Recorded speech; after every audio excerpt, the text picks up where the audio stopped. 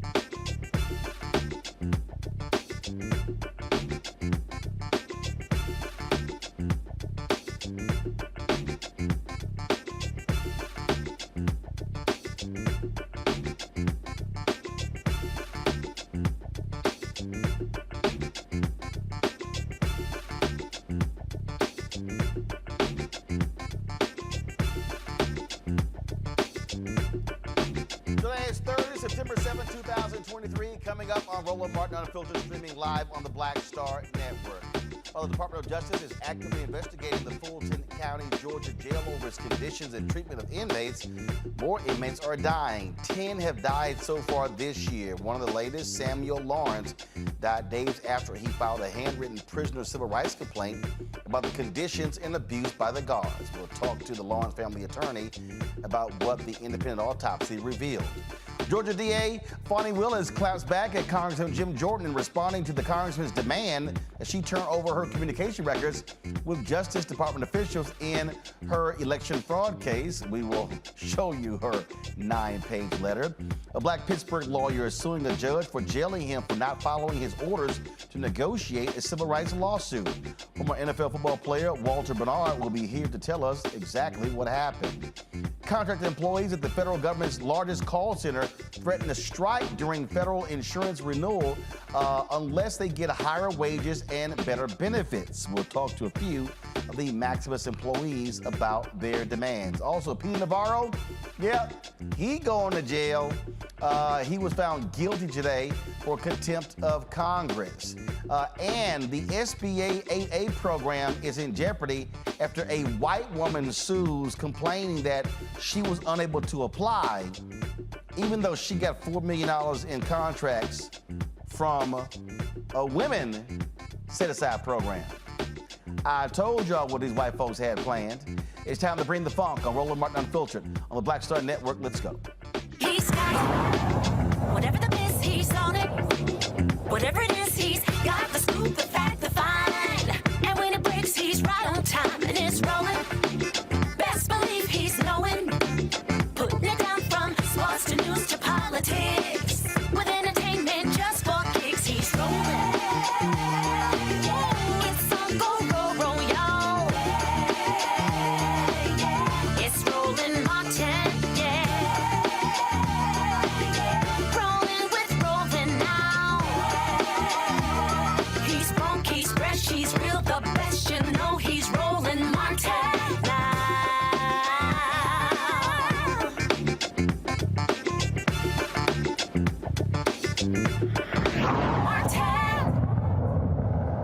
the hell is going on in the Fulton County Jail? This year, 10 inmates have died in that jail. The DOJ has opened a civil rights investigation into jail conditions in that jail, citing violence, filthy conditions, and the death last year of a man whose body was found covered in insects. Recently, Samuel Lawrence was found unresponsive in his cell at the jail on August 26, days after he filed a lengthy handwritten prisoner civil rights complaint regarding the conditions and abuse by prison guards. I'm in a, quote, I'm in a cell in isolation with no water, no working toilet. I'm sleeping on a hard metal floor, and then they decreased my food. Lawrence later died at Grady Memorial Hospital. The coroner has not released Lawrence's cause of death. However, his family had an independent autopsy and found disturbing marks on his body. Joining me now is Sheba Terrell, the Lawrence family attorney, as well as a number of family members. First and foremost, Sheba, there was this independent autopsy. What did it reveal? Sheba? Sheba, can you hear me? Sheba, can you hear me? Can you hear me? I'm sorry, Kenneth Muhammad, my apologies. Kenneth Muhammad, Yes, Kenneth, can you hear me? I'm here, I hear you, and thank you for having me on. So what did this independent autopsy reveal? Well, so far we have evidence that he was the victim of a physical assault. There are injuries to his chest. There are bite marks and that show that they were made within a week of the time of his death. And they were also able to confirm that he had eaten food within 2 hours of dying. We have just this preliminary information from the private autopsy, but we're awaiting final autopsy reports from the county as well as from the private autopsy that was received by the family. So how long after he passed away was his autopsy done?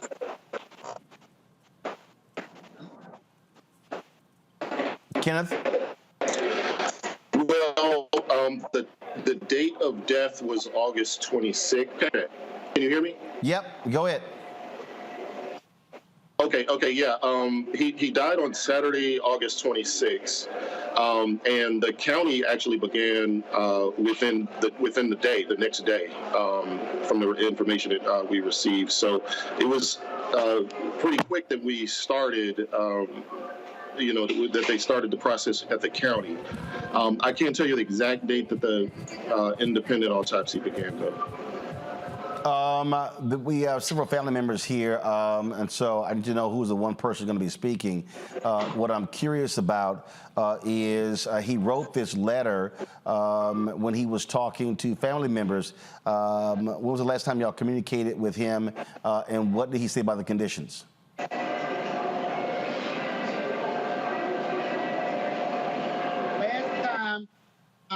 He talked his grandmother is when 2 weeks before his death is when he shared some things that was going on in the jail.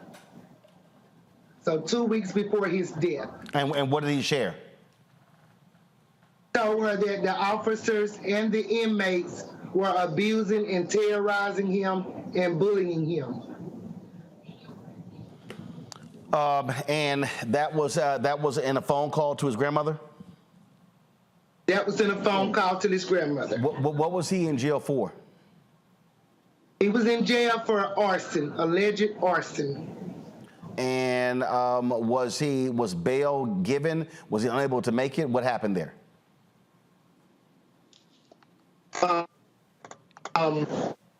Was not given until they said April. We did not know that he had a bail. So how long has he been? How long was he in the Fulton County Jail? From December 26th. So he was in the Fulton County Jail for 8 months. 8 months. Yes. Kenneth, as I said, the DOJ is investigating, and what's disturbing here is, I mean, it's not usual for 10 people to die in a county jail. This isn't even a full year. Right. Yeah. If we back up, part of my practice is criminal defense. I handle civil rights cases, but I also handle criminal defense. I have clients that are in the Fulton County Jail now saying to me all of the different things that are going on to them where they are fearful for their lives. So one of the things that's happening is inmates are able to access other inmates' cells. And so one of the things that Samuel reported was that a group of inmates actually popped open the door to his cell on one instance, and an altercation ensued at that point. And in the written report that he gave, he indicated that he suffered a bite mark at that time. Now, the autopsy report is showing that there's evidence of bite marks, so that's showing that the report that he gave, the written report that he gave is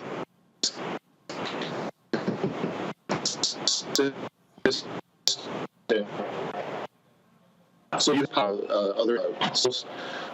you have instances where reports are given to deputies about attacks and the deputies doing nothing.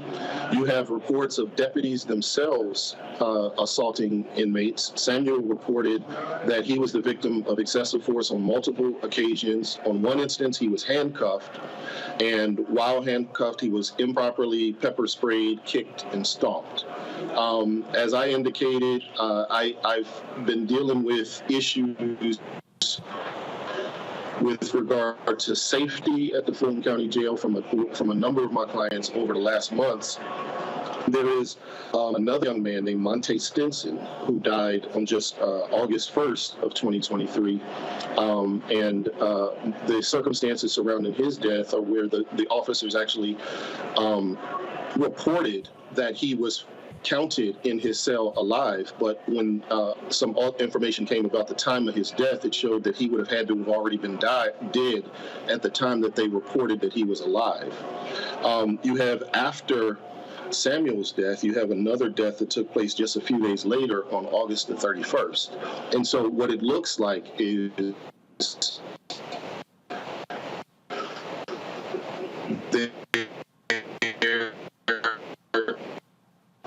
attacking it. Groups of people are are overlooking these incidents, and deputies themselves, from some reports, are actually attacking inmates also. So in these situations, what we have to do is, gather all of the evidence, see what the autopsy reports show, and hold the county accountable. But there are things that the county can do to remedy these situations. In all of these instances involving law enforcement, whether it's inside of custody or outside of custody, there is the technology with regard to cameras, really put us in a situation where a lot of these things that people are suffering don't need to happen. So there shouldn't be 1 square inch in the Fulton County Jail outside of the cells themselves where 24 hours a day, if something is reported to have happened, it isn't able to be seen on some video recording. There should be monitoring of all of the different corners of the jail at all times. So the question I have for his family members, have y'all communicated with elected officials, Fulton County commissioners? I mean, the reality is you have the sheriff there, but they also oversee the jail. And so have y'all had any communication with elected officials? No. They have not reached out. No. Okay. He talked with the chaplain, but that's it. All right. We certainly are sorry for your loss. This is another one of the troubling stories coming out of Fulton County, and we'll certainly keep our eye on this story. Thank you so very much, Kenneth Muhammad. Thank you as well. And also, excuse me?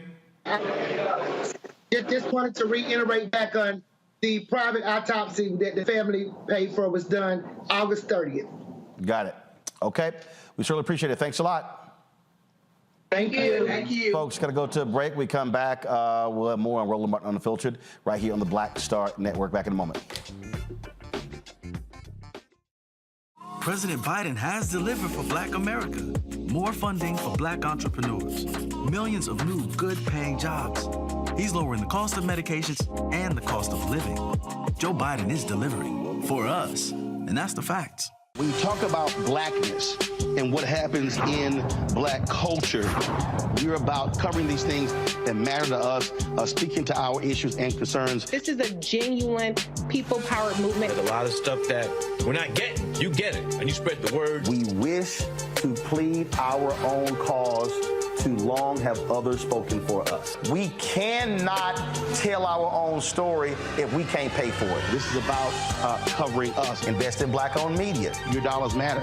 We don't have to keep asking them to cover our stuff. So please support us in what we do, folks. We want to hit 2,000 people, $50 this month, raise $100,000. We're behind 100,000, so we want to hit that. Y'all money makes this possible. Checks and money orders go to PO Box 57196, Washington, D.C. 20037-0196. The Cash App is $RM Unfiltered. PayPal is R Martin Unfiltered. Venmo is RM Unfiltered. Zelle is roland@rolandsmartin.com. Next on The Black Tape with me, Greg Carr. What do Deion Sanders, a lawnmower, and the phenomenon of invisible labor all have in common? They're all now part of, shall we say, a colorful lore at our historically black colleges and universities. Our Master Educator Roundtable convenes to explain it all as we explore the good, the bad, and the downright ugly of one of Black America's national treasures. That's next on The Black Table, right here on the Black Star Network. Hey, what's up? It's Tammy Roman. Hey, it's John Murray, the executive producer of the new Sherry Shepherd Talk Show. It's me, Sherry Shepherd, and you know what you're watching, Roland Martin Unfiltered.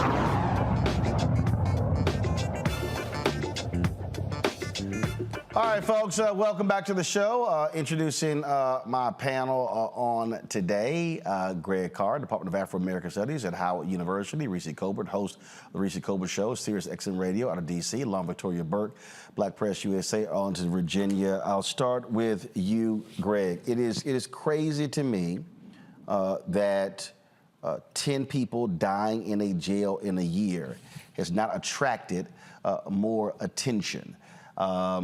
This goes to show you how there's this thought process in this country where people who are in jail, who are being held, people who have yet to even go to trial are seen as afterthoughts in America.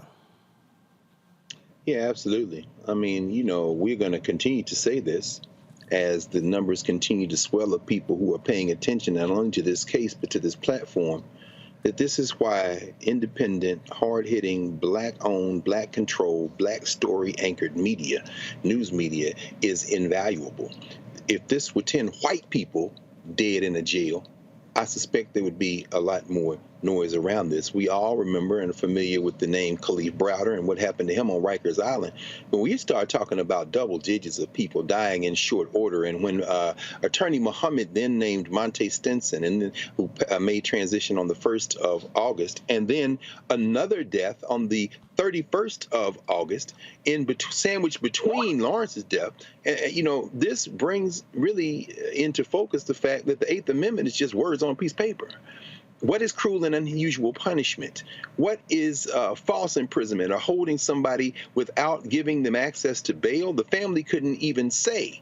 As you said, this man was in prison for 8 months, and the family couldn't even determine when he was eligible for or had in fact been eligible for bail. So we're talking about a situation where it's the Wild West. Prisoners having access to other rooms? Is there a conspiracy going on? What are the range of charges? Is there criminal behavior? Is there neglect? In other words, you've got a situation where people are being punished. This is capital punishment. I thought the 8th Amendment meant something, but apparently not in the state of Georgia, and less in the United States of America.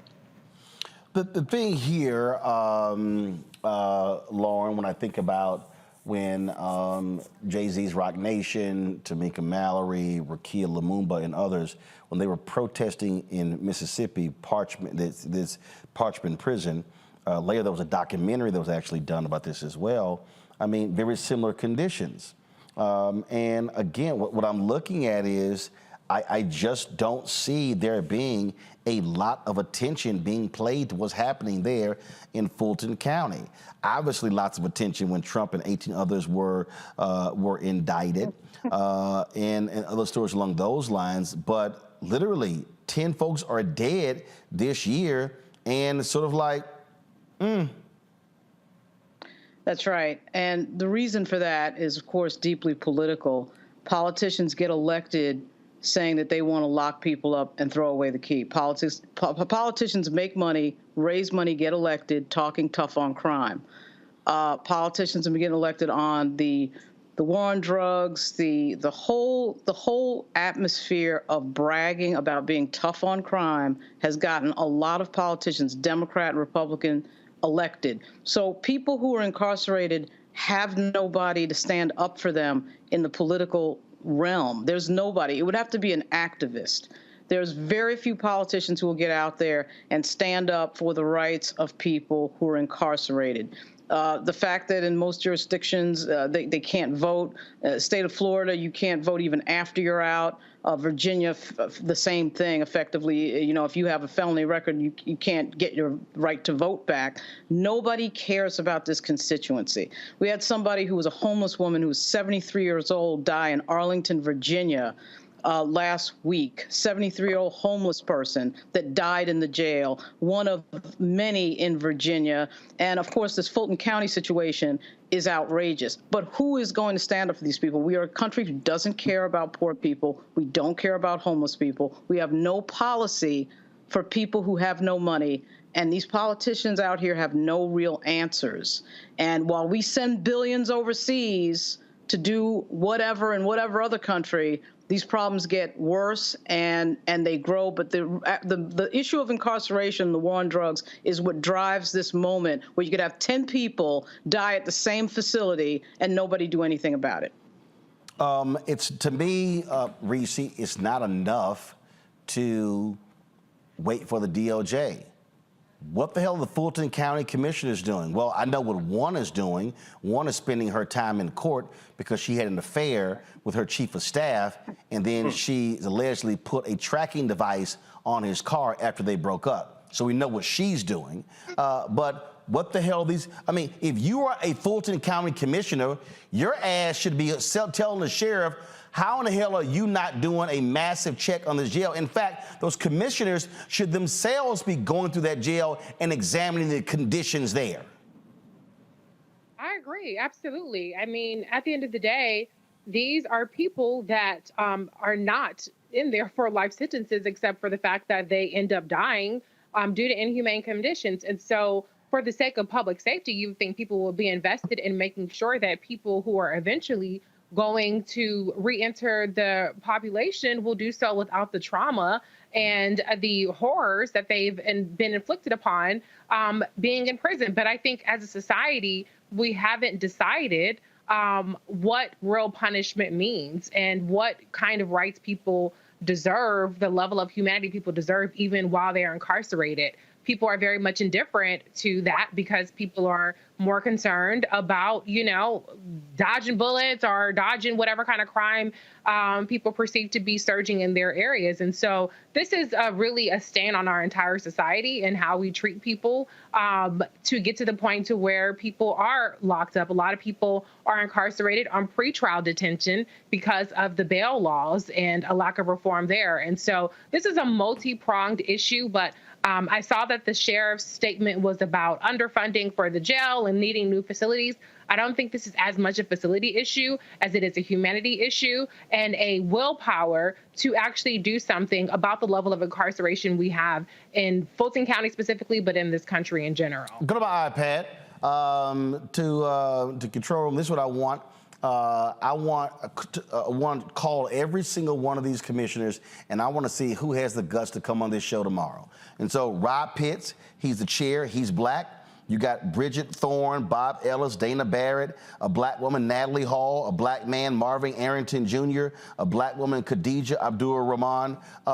Call every single one of them and also call the sheriff, because they should be supplying some answers as to what the hell is going on there in Fulton County. This makes no sense. To me, you already have a person who died covered by insect bites. Okay, you got this guy complaining about no water. Well, they should be doing a check and seeing, do you have running water in every single damn prison cell? What's going on with working toilets? This is real basic. And if you have these allegations of abuse by prison guards, where in the hell is Governor Brian Kemp? Where in the hell is the Attorney General? Oh, the Attorney General, the Republican Attorney General in Georgia, had time to have 61 RICO indictments to indict 61 people regarding Stop Cop City. But why are Republicans so silent about this here? If the sheriff's complaining, well, it's about budget cuts. Okay, what's the number?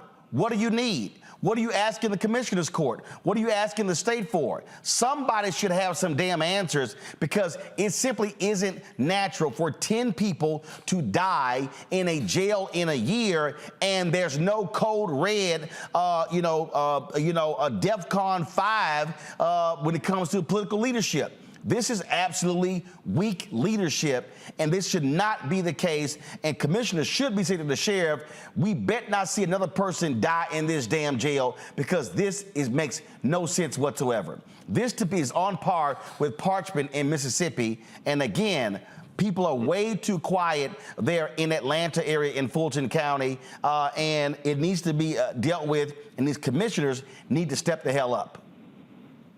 That's what needs to happen, because it literally makes no sense whatsoever. All right, folks, hold tight 1 second. We're going to go to a break. We come back, more. P. Navarro defied a congressional subpoena. Now he's going to get sentenced in January. So we got that going on. Also, some workers in Mississippi over the largest federal government call center are demanding a new contract, saying they're going to strike unless they get better wages and benefits. There was a protest today in Hattiesburg, Mississippi. Congressman Benny Thompson, Derek Johnson, the NAACP, many folks spoke there, and we'll show you some of that and talk to those employees right here on Roland Martin Unfiltered on the Black Star Network. On the next Get Wealthy with me, Deborah Owens, America's Wealth Coach, Black women are starting businesses at the fastest rate than any other segment. However, finding the funding to build them is challenging. On our next Get Wealthy, we're going to talk with author Catherine Fannie, who wrote the book, Build the Damn Thing. And she's going to be sharing exactly what we need to do to achieve success in spite of the odds. As an entrepreneur of color, it's first, building your personal advisory board. I think that's one of the things that's helped me the most. The personal advisory board are the people who are in the business of you personally, and want to see you succeed. That's right here on Get Wealthy, only on Black Star Network. Next, right here on The Frequency, the woman they call the Gifted Eye, hip-hop celebrity photographer Coy Soldier. She's the master storyteller that captured the history of hip-hop through the lens of her camera. Tupac comes out, the next thing you know, you didn't know who they were at first. You just seen all these dudes just come rushing the stage. Then you realize Biggie gets a bottle of champagne, he pops it open, sprays it on the crowd, he drinks the bottle. Coy Soldier, the hip-hop celebrity photographer, joining me right here on the next episode of The Frequency on the Black Star Network.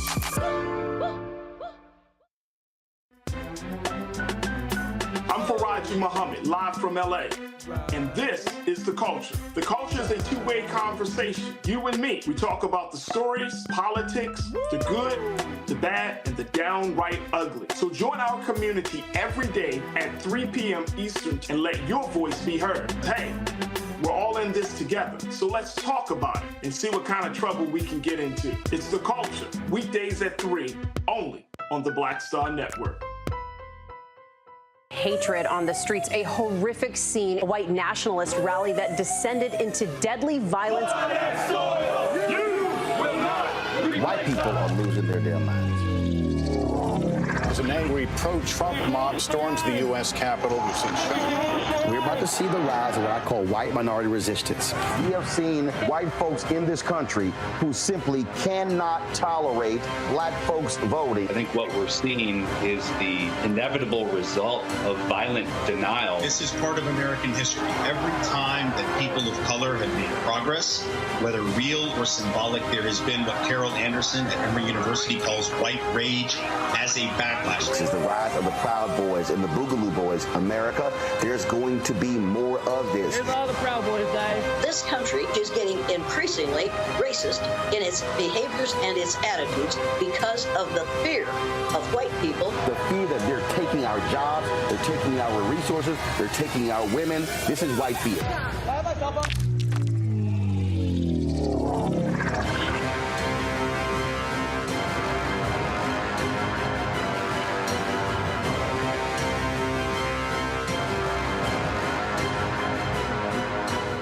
What's up, Geek Today in the place to be. Got Kicked Out Your Mama's University, creator and executive producer of Fat Tuesdays, a hip hop comedy. But right now, I'm rolling with Roland Martin, unfiltered, uncut, unplugged, and undamn believable.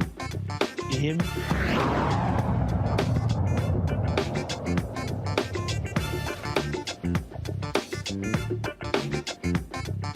About a month ago, Maximus reached out to our office and they wanted to have a meeting. I said, I don't have any reason to meet with you.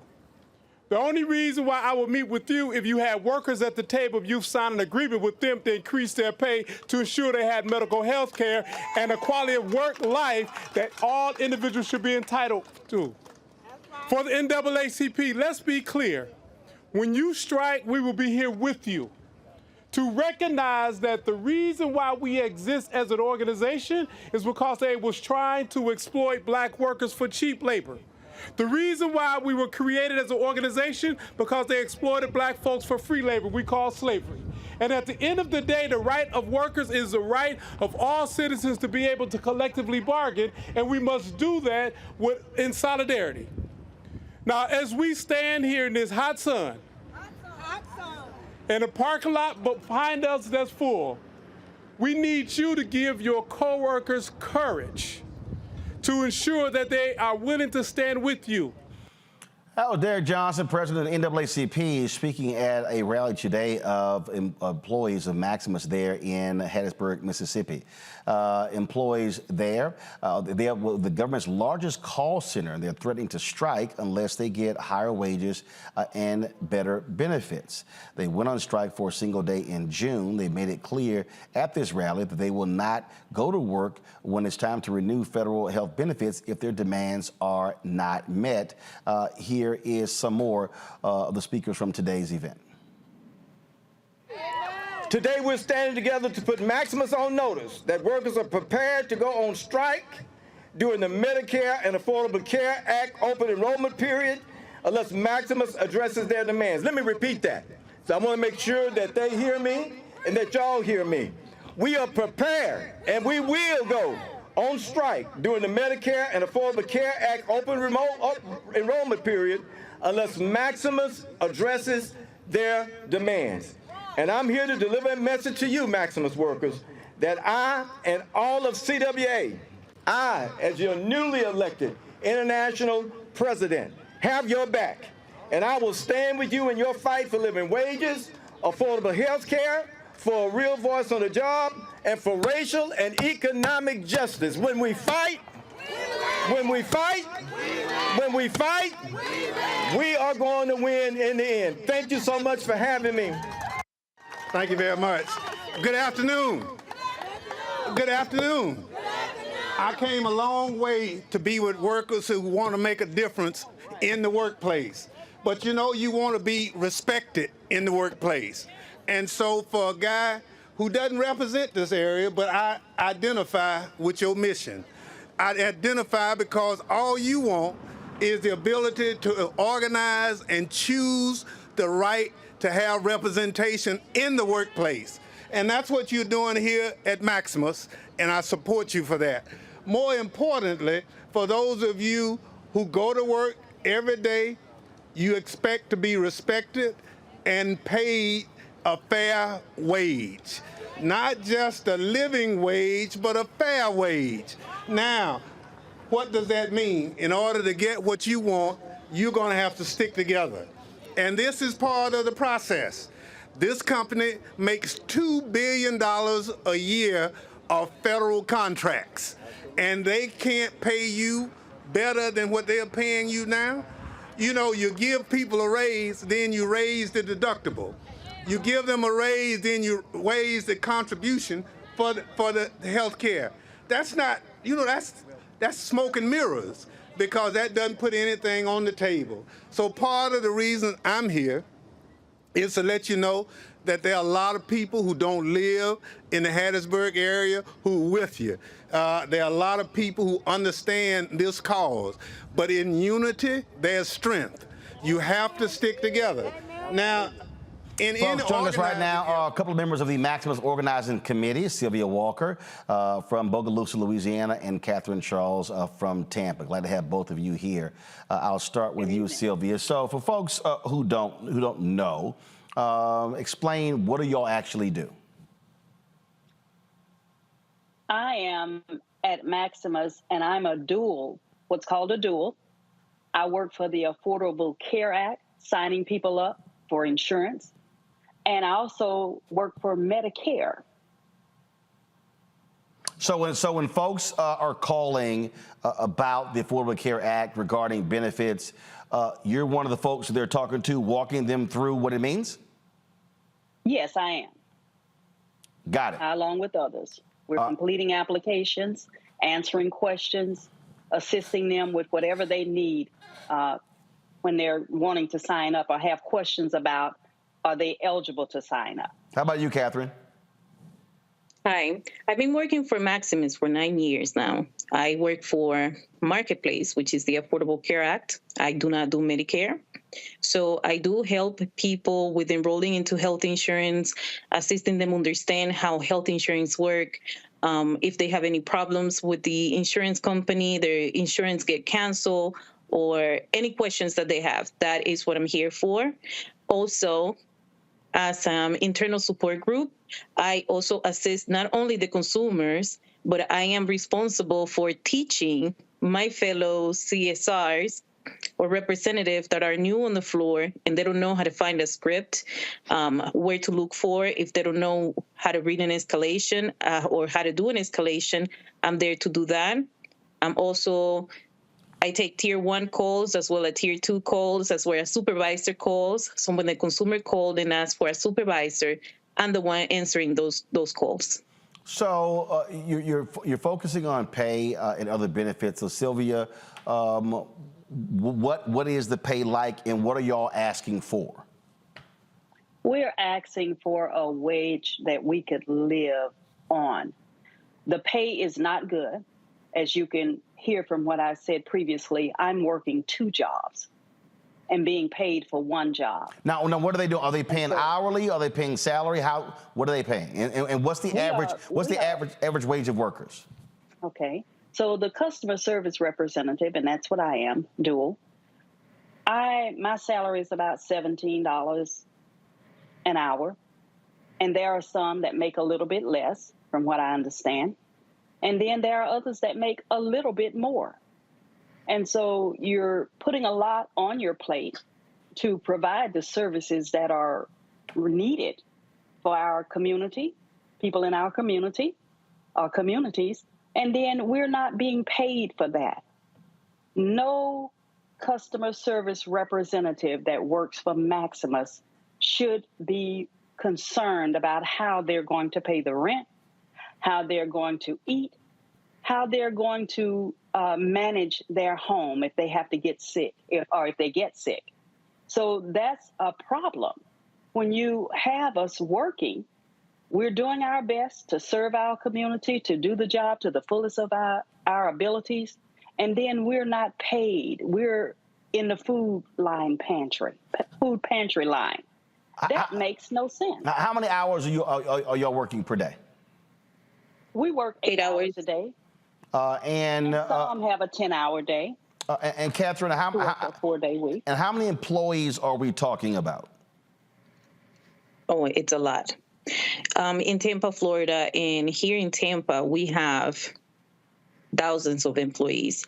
Most of those employees are females, single mothers like me. For bilingual representative like me, the base pay is $18.70 a month.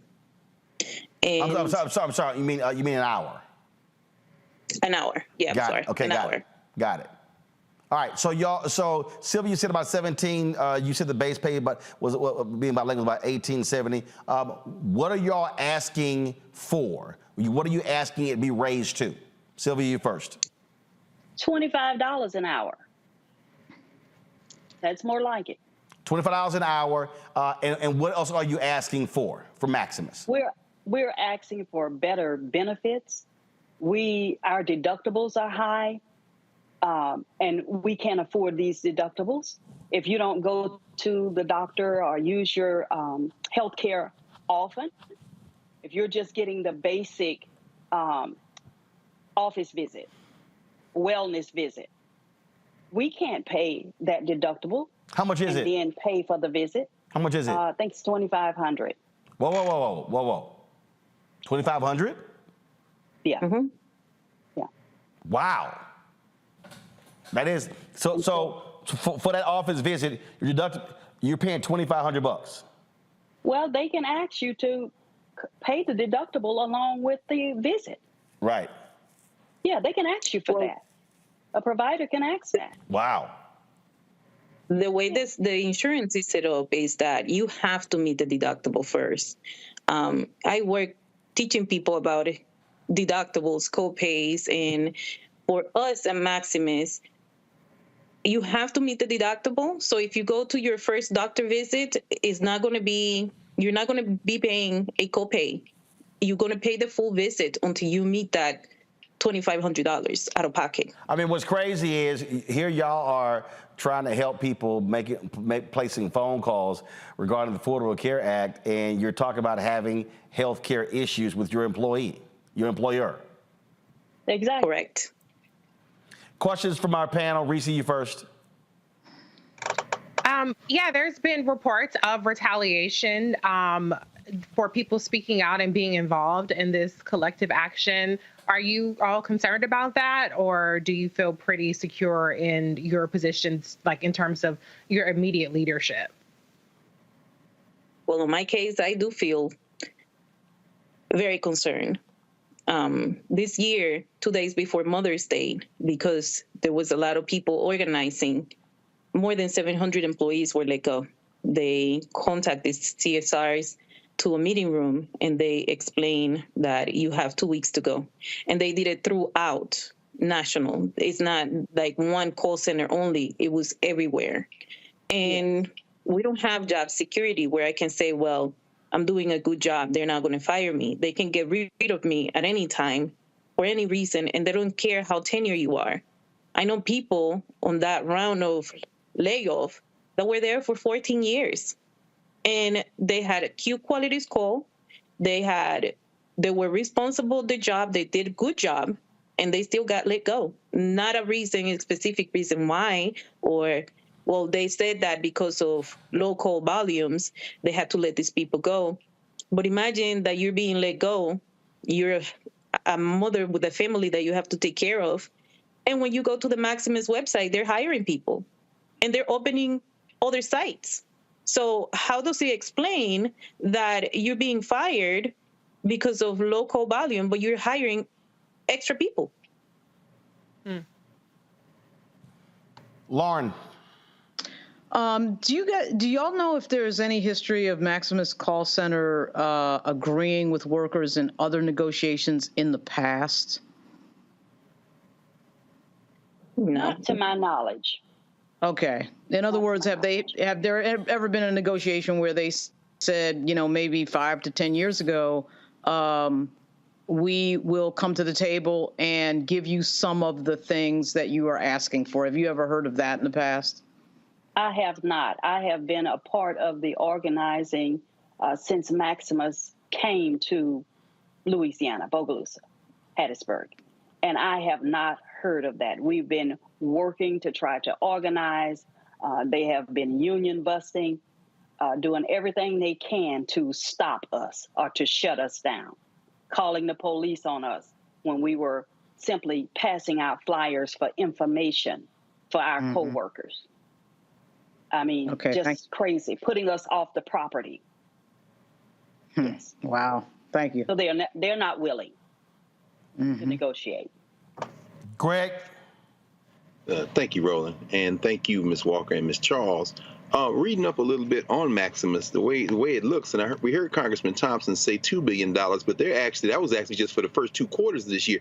If I have it correctly, they're projecting as much as $5 billion in earnings this year, and a multi-billion-dollar international company with like nearly 40,000 employees in 10 countries.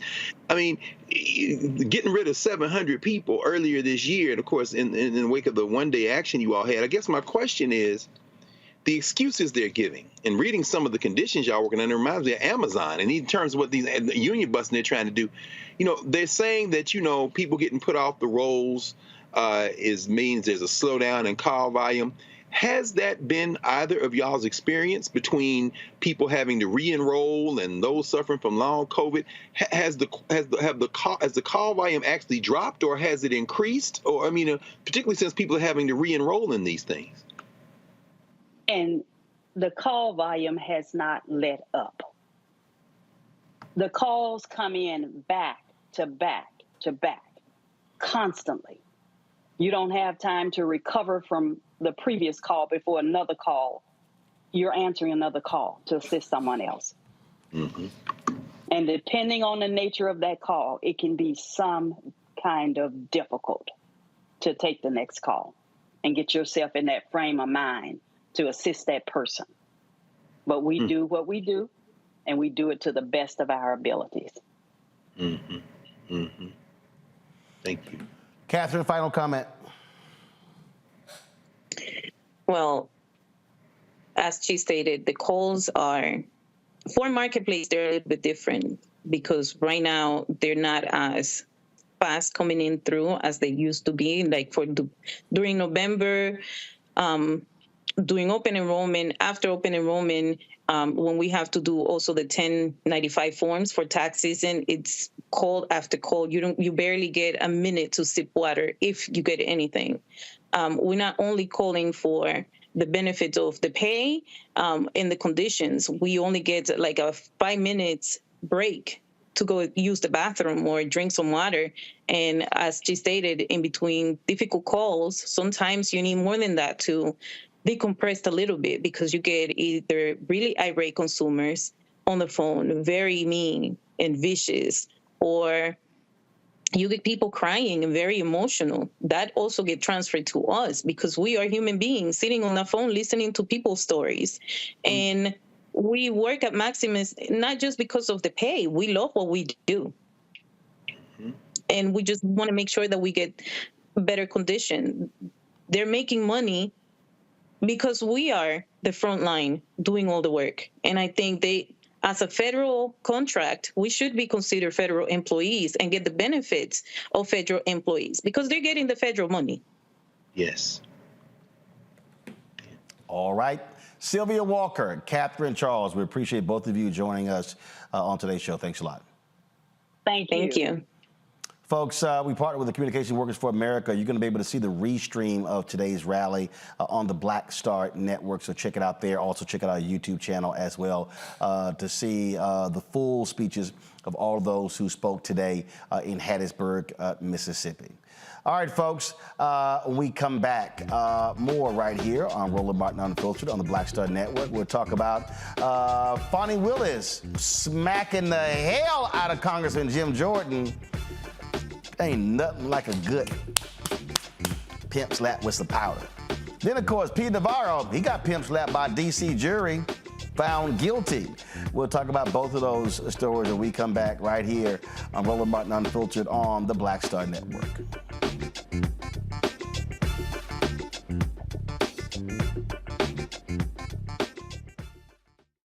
President Biden has delivered for Black America. More funding for Black entrepreneurs.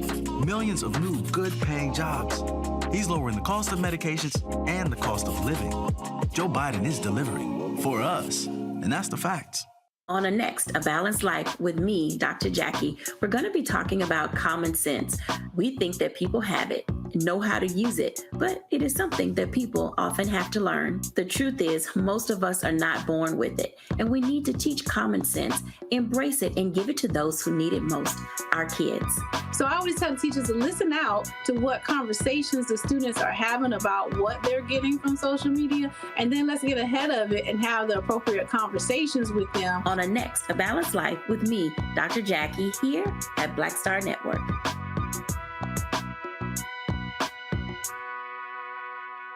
When you talk about blackness and what happens in black culture, we're about covering these things that matter to us, speaking to our issues and concerns. This is a genuine people-powered movement. There's a lot of stuff that we're not getting. You get it, and you spread the word. We wish to plead our own cause. Too long have others spoken for us. We cannot tell our own story if we can't pay for it. This is about covering us. Invest in Black-owned media. Your dollars matter. We don't have to keep asking them to cover our stuff. So please support us in what we do, folks. We want to hit 2,000 people, $50 this month, raise $100,000. We're behind 100,000, so we want to hit that. Y'all money makes this possible.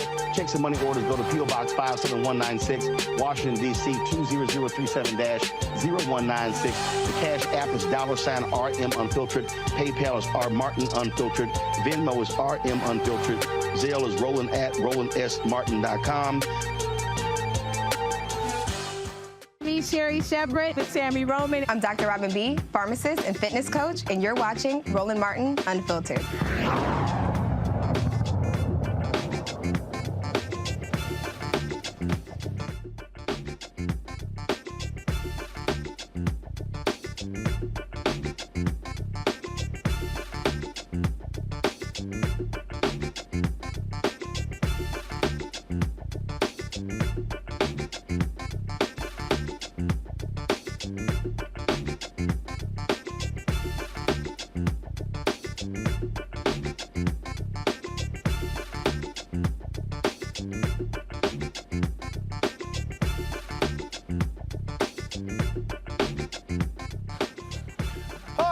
Mediocre white men getting smacked down by sisters. That's what Fani Willis, the Fulton County DA, did.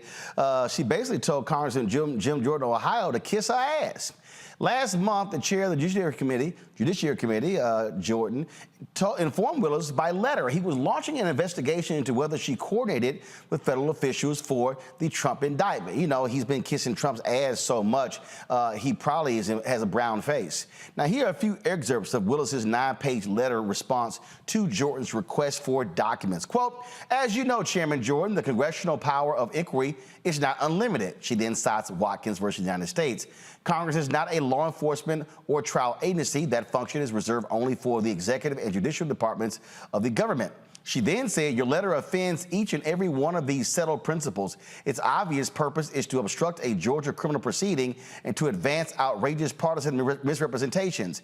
As I make clear below, there is no justification in the Constitution of Congress to interfere with a state criminal matter as you attempt to do. She then said the demands in your letter and your efforts at intruding upon the state of Georgia's criminal authority violate constitutional principles of federalism. Criminal prosecutions under state law are primarily the responsibility of state governments. Congress's lawful prerogative to interfere with states' administration of their criminal laws is extremely limited.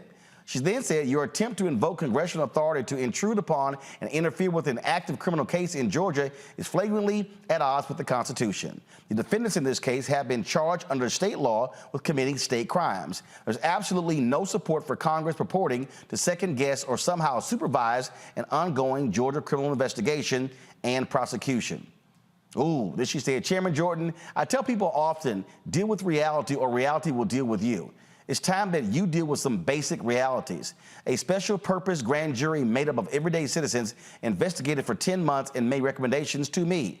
A further reality is that a grand jury of completely different Fulton County citizens found probable cause against the defendant named in the indictment for RICO violations and other felonies.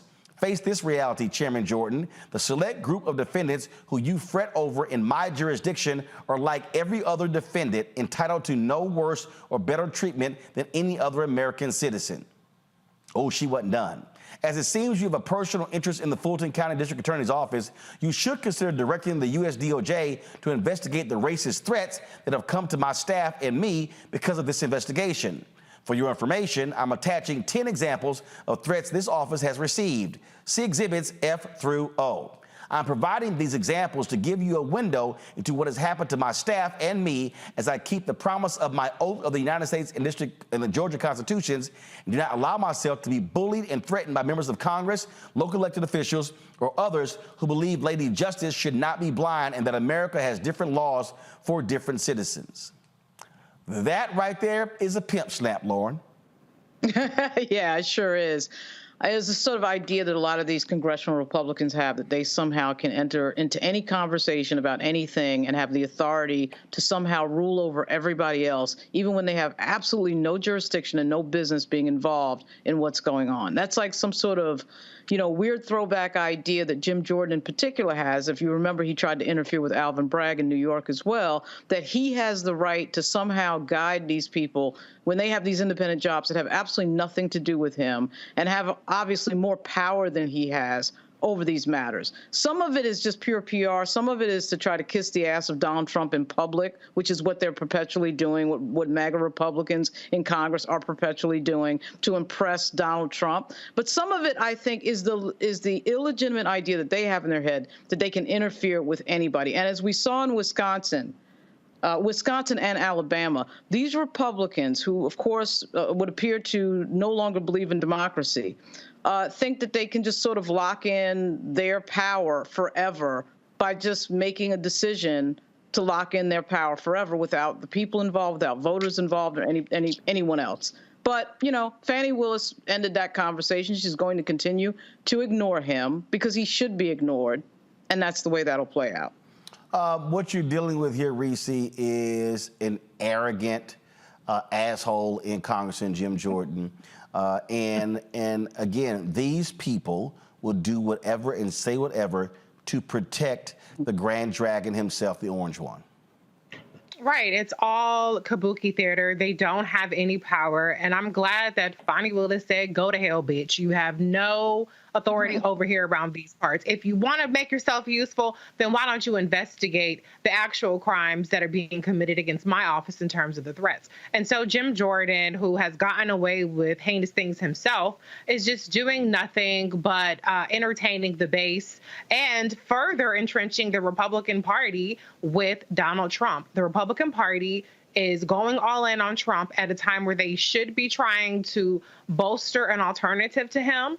And that's just where they decided to throw their lot in. But I am so glad that Fani Willis is not backing down. She is not even showing them any kind of deference. There's no sir this and honorable this. It's just kiss my black ass. And that should always be the response, Greg. Yeah, I will give credit to Fani Willis. I was having this conversation with students today, and we were talking about Fani Willis in Georgia and, her use of RICO. This is the first big white fish in her scope.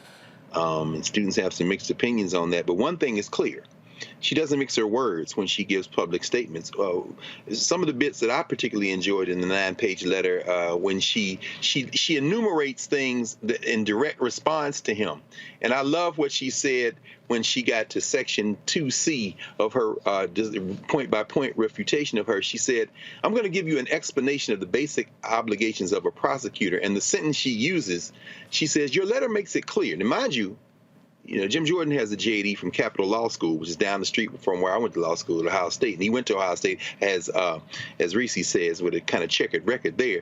But Fani Willis says, your letter makes it clear that you lack a basic understanding of the law, its practice, and the ethical obligations of attorneys generally and prosecutors specifically. Now, you're saying to this guy with a JD, He said, your letter makes it clear that you don't understand. And then at the end, she gives a whole section, that last couple of pages, she said, here's some productive activity that you might be able to engage in. And then she enumerates what they do with the federal money, as you said, Roland. I mean, you're processing back rape kits, you're dealing with young people, trying to keep them out of the juvenile justice program. But the way she handled him was how you would talk to a child.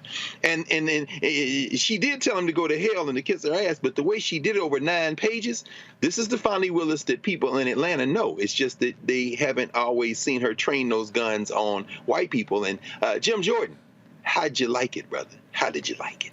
Well, I'm sure that's what I want to ask. The same of P. Navarro, of course. We've been showing you all the videos of this white woman who's been trolling the hell out of P. Navarro. Well, today he was convicted. He was convicted today. Y'all, that's yesterday's video, y'all. That's old. So he was convicted in federal court today. So this is what happened in court today. Go to my iPad. All right, let's get it up. So I'm telling you, I've been showing, this is the 3rd time I'm showing this woman. I love the fact that she shows up, and every time that he goes before the cameras and he wants to pitch his defense funds, she's right there. All right, y'all, check this out. I'm sorry, we're going to listen to Peter Navarro. Here we are with one of the most important constitutional separation of powers issues, and people will not let me speak. This is my First Amendment right. This is what I'm going to do now is allow... There's cameras here. The marshals just saw you. The marshals just saw you. You're in trouble. You're in trouble. You just assaulted me. That man just assaulted me. He stuck a flagpole in between my legs. Yeah. Don't touch me. Don't touch me.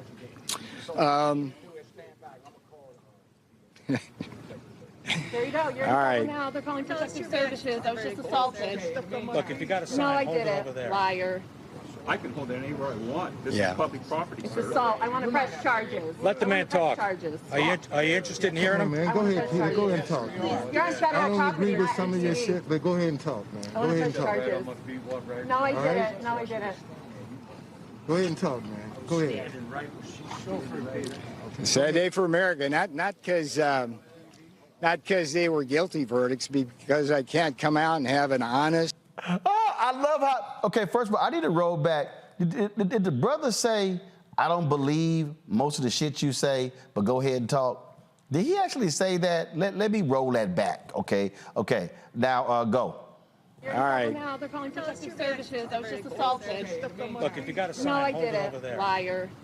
I can hold it anywhere I want. This is public property. It's assault. I want to press charges. Let the man talk. Charges. Are you interested in hearing him? Man, go ahead, Peter. Go ahead and talk. You're on federal I don't property. agree with some of your shit, but go ahead and talk. Oh my God, Reese's like, I agree with some of your shit, but go ahead and talk. You know what? Sometimes black people just let the Karens do the work. Okay. Right. I don't know why you got to come in there swooping with your save a white boy cape on. Well, with his truth conductor sign. I don't know what that said. I couldn't read the sign, but I didn't. Go right here. Go to my iPad. The sign says, "Stop hating each other because you disagree." Truth conductor. Boy, bye. Okay, so you one of those. Okay, that's fine. Look. Karen's for good, okay? I'm with homegirl. If you can get somebody locked up, if you can weaponize those white tears towards white terrorists, I am on your side, homegirl. I support you and your movement on white crime and go send them to jail. I want to know if she got her wish. Was the man arrested because he assaulted her? We all saw it. It was on camera, okay? She deserves justice. I mean, first of all, she's been amazing. Now, remember, y'all, this was the first one we showed right here.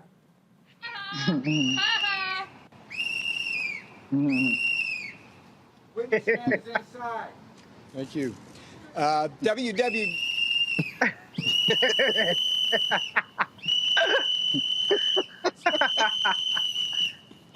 You got talk? This is what's wrong with America here. www.defendpeter.com.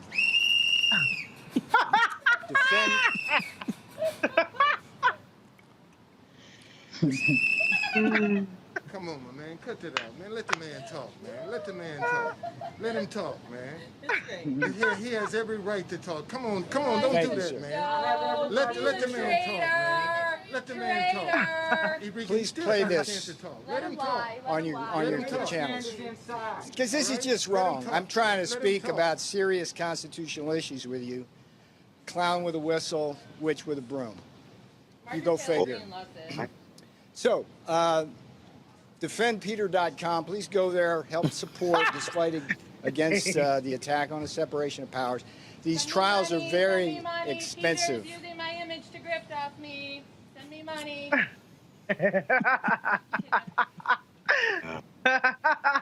These trials are very expensive. That's part of the Democrats' lawfare against us. All right, come on, dude. Come on, dude. Kidnapped, raped, and almost murdered by a white supremacist gang after he doxed me. Yeah, it's time to go. All right, we'll see you tomorrow, and hopefully, Same time, same place. hopefully, free speech. will- Oh, Lord. Risha, you were really enjoying that. Laura, he talked about witch with a broom, and she was like, yeah, whatever. Yeah, she just kept going. I mean, she knows how to play the camera. She knows what to do to get a pretty good, clip going, and she must be out there like all the time. There's certain people who are at that courthouse all the time, just sort of waiting for people to come out. And you can't really go in and do anything. You can't bring your cell phone in there. So she must be really staking him out. And nobody deserves it more than Peter Navarro, who's one of the most arrogant MAGA Trump former staffers that has been inside that courthouse. Oh, I thought it was perfect. And again, he was so upset. He was mad upset. Mm-hmm. All right, y'all can now roll a video that we've initially had. This was actually yesterday. I just thought this was perfect. Where's the CNN? CNN here? Is CNN here? Anybody want to own up to that? Here's the problem. Hero. Who's this? Come on. Bro, Get me out. you're already facing charges. Yeah, I get it. Go ahead and commit a crime. You've been here this whole time. Situational. Yes, okay. Why? All right. Yeah, right. Oh! You're already facing charges. Yes. Oh! Go ahead, Greg. No, man. Look, Roland. I mean, what you said earlier, I think bears underscoring now, particularly with that brother standing there. Man, go into the man talk. Man, go sit your ass down. I mean, but here's the thing, though. What you said is so important. These white men, these white people generally, but especially these old white men, they are working a long-range plan to retain control of their little funky-ass experiment called United States of America. Yep. They have thrown all the rules out. So ironically, the black man is the person who black folk in this country are trained to look at as the model. There are rules, let the man talk, First Amendment.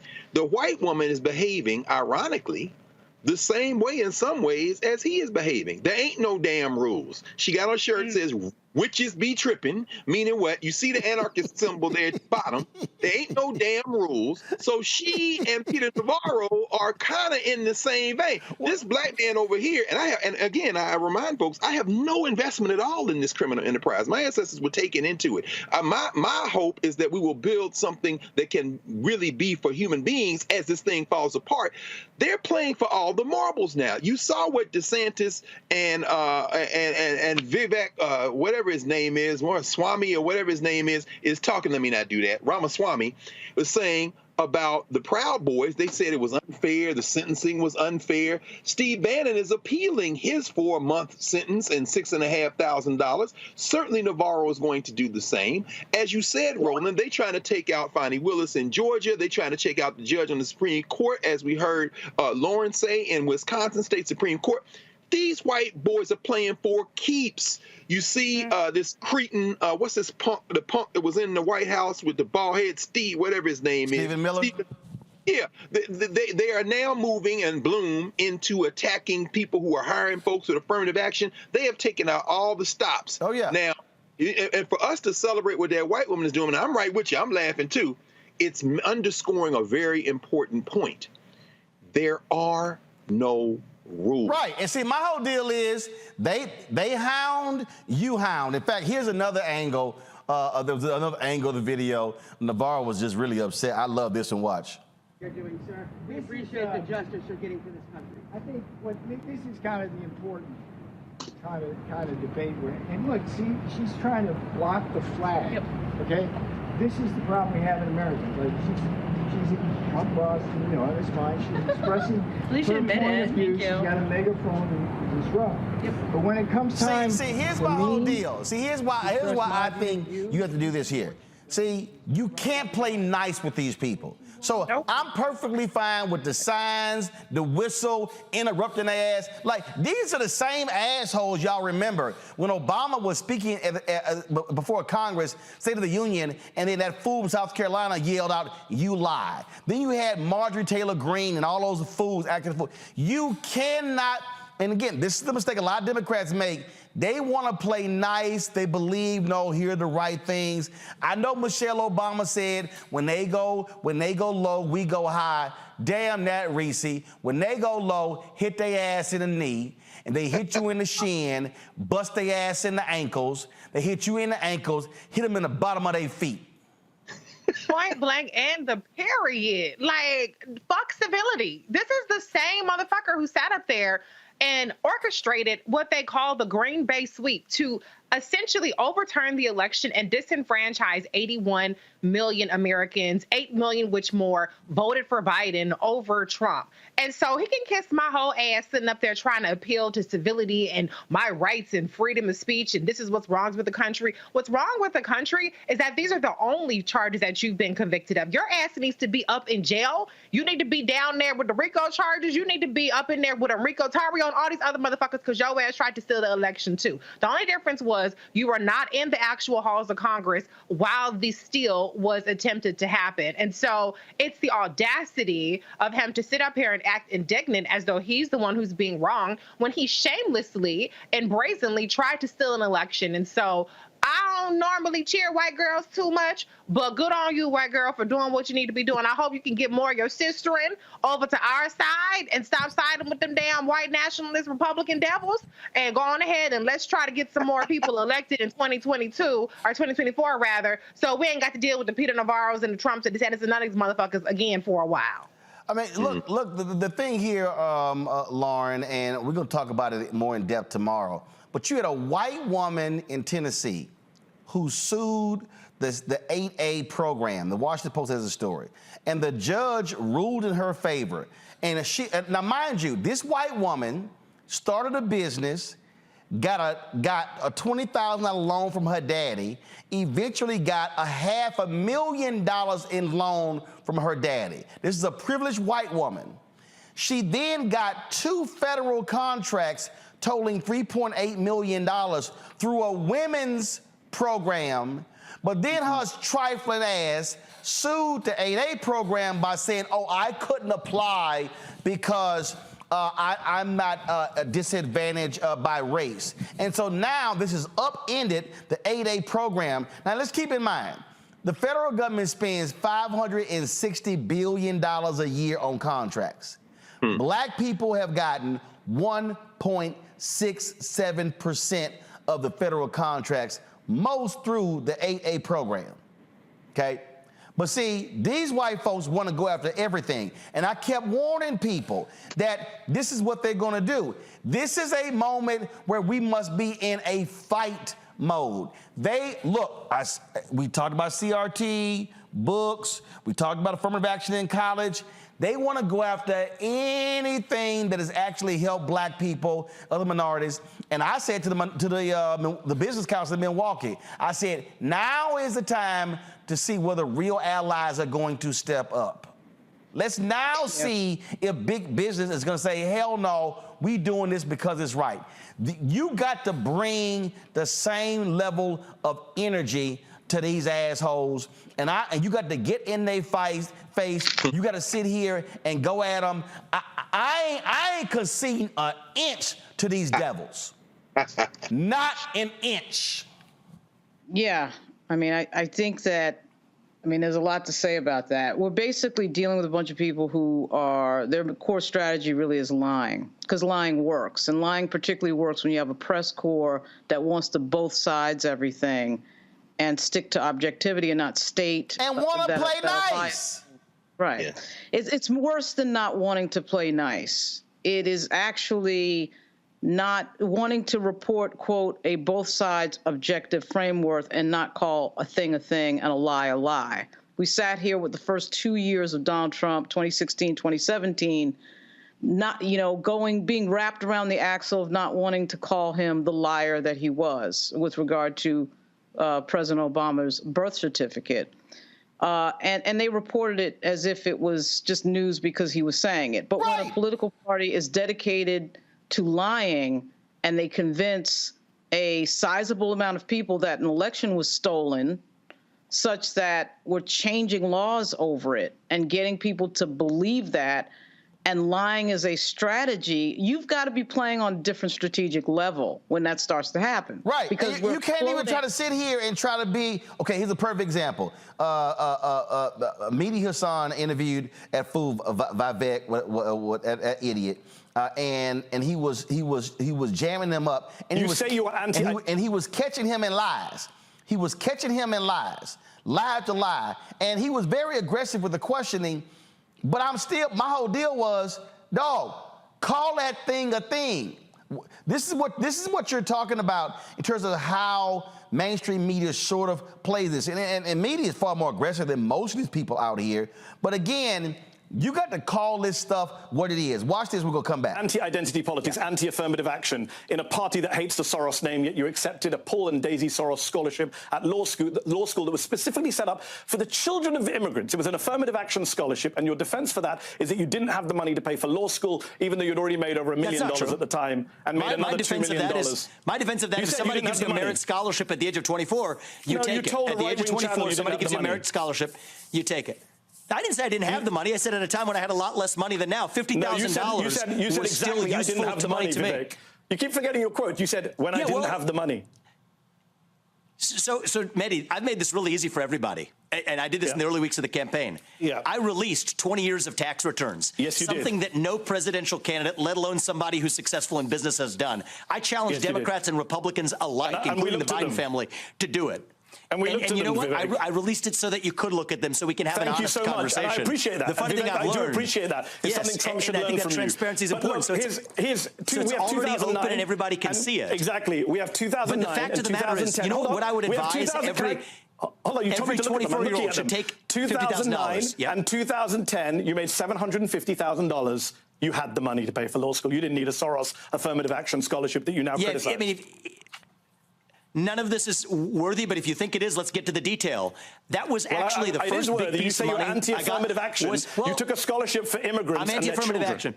So why did you take a scholarship for the children of immigrants? Which falsehood would you like me to address? The financial one or the one about my views on affirmative action? Because I can go in whichever order you'd like. On the financial piece of it. Not at the time that I had applied for the scholarship that fall. Yes, you did. That December. Yes, you did, Vivek. This is awkward for you because you did. I've got the tax returns in front of my face. No, it's not awkward for you. Yes, on December 31st, when the application for the scholarship was that October. Mehdi, you're wasting your time on childish details in October of that year when I applied for that scholarship. So now again, I thought, look, Mehdi had the receipts, but to Lauren's point, this is what you do. This is what you say. Vivek, here are your tax returns. You're lying. You are a liar. You're lying right now. You lied during the debate, and you're likely going to lie tomorrow. So how in the world can somebody trust you? You're a liar. So you're Donald Trump light. You are a liar. These are the facts. See, he knows. See, the thing is, people like Vivek, Donald Trump, they know that the media will broadcast anything that they say without questioning it, right? That's what we had on CNN right before Chris Licht got fired. They let Donald Trump sit there and lie all night. Did she push back a little bit? Sure, she pushed back. But you know what he's going to do. But Vivek Ramaswamy knew, I'm going to get attention if I run my mouth reckless. DeSantis does the same thing. The media has to get smarter in dealing with these people, with these demagogues who are lying their way into fascism and killing our democracy is what they're doing. And the media is sitting there just reporting what they say without checking anything. Mehdi Hasan is one of the rare examples who actually does that type of thing. And of course, Vivek Ramaswamy, who, by the way, keeps getting interview after interview for some idiot reason this is the other thing. Why are they platforming Vivek Ramaswamy? Right. Why are we seeing him on a show every freaking day? I'll answer because of exactly what you saw. And see, this is the problem. This is the problem with mainstream white media. They know he's going to lie. They know he's incendiary. They know he's going to sit here and make up bullshit. And they're like, let's go for the viral moment. Let me tell you something right now. Vivek's people have been emailing us. Who did they hit, Carol? They've been emailing us trying to get him on this show. No. I don't, and people like, oh man, you should go Roland Martin. I'm not talking to his punk ass. He's a liar. He's a flat out liar. I'm not talking to his ass. They were like, Roland, you should get RFK on. Why? He lies. Both of these people, they've actually read quotes back to them. No, I didn't say that. Yes, you did.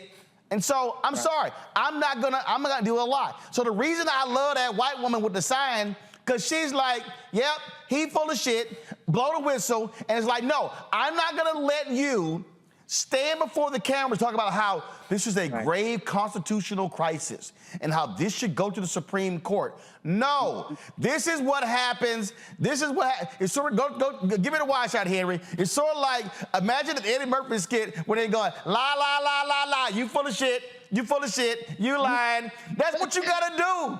There's no other way to deal with these people. You have to do that, and that's why when I busted Chris Christie in his mouth on the ABC.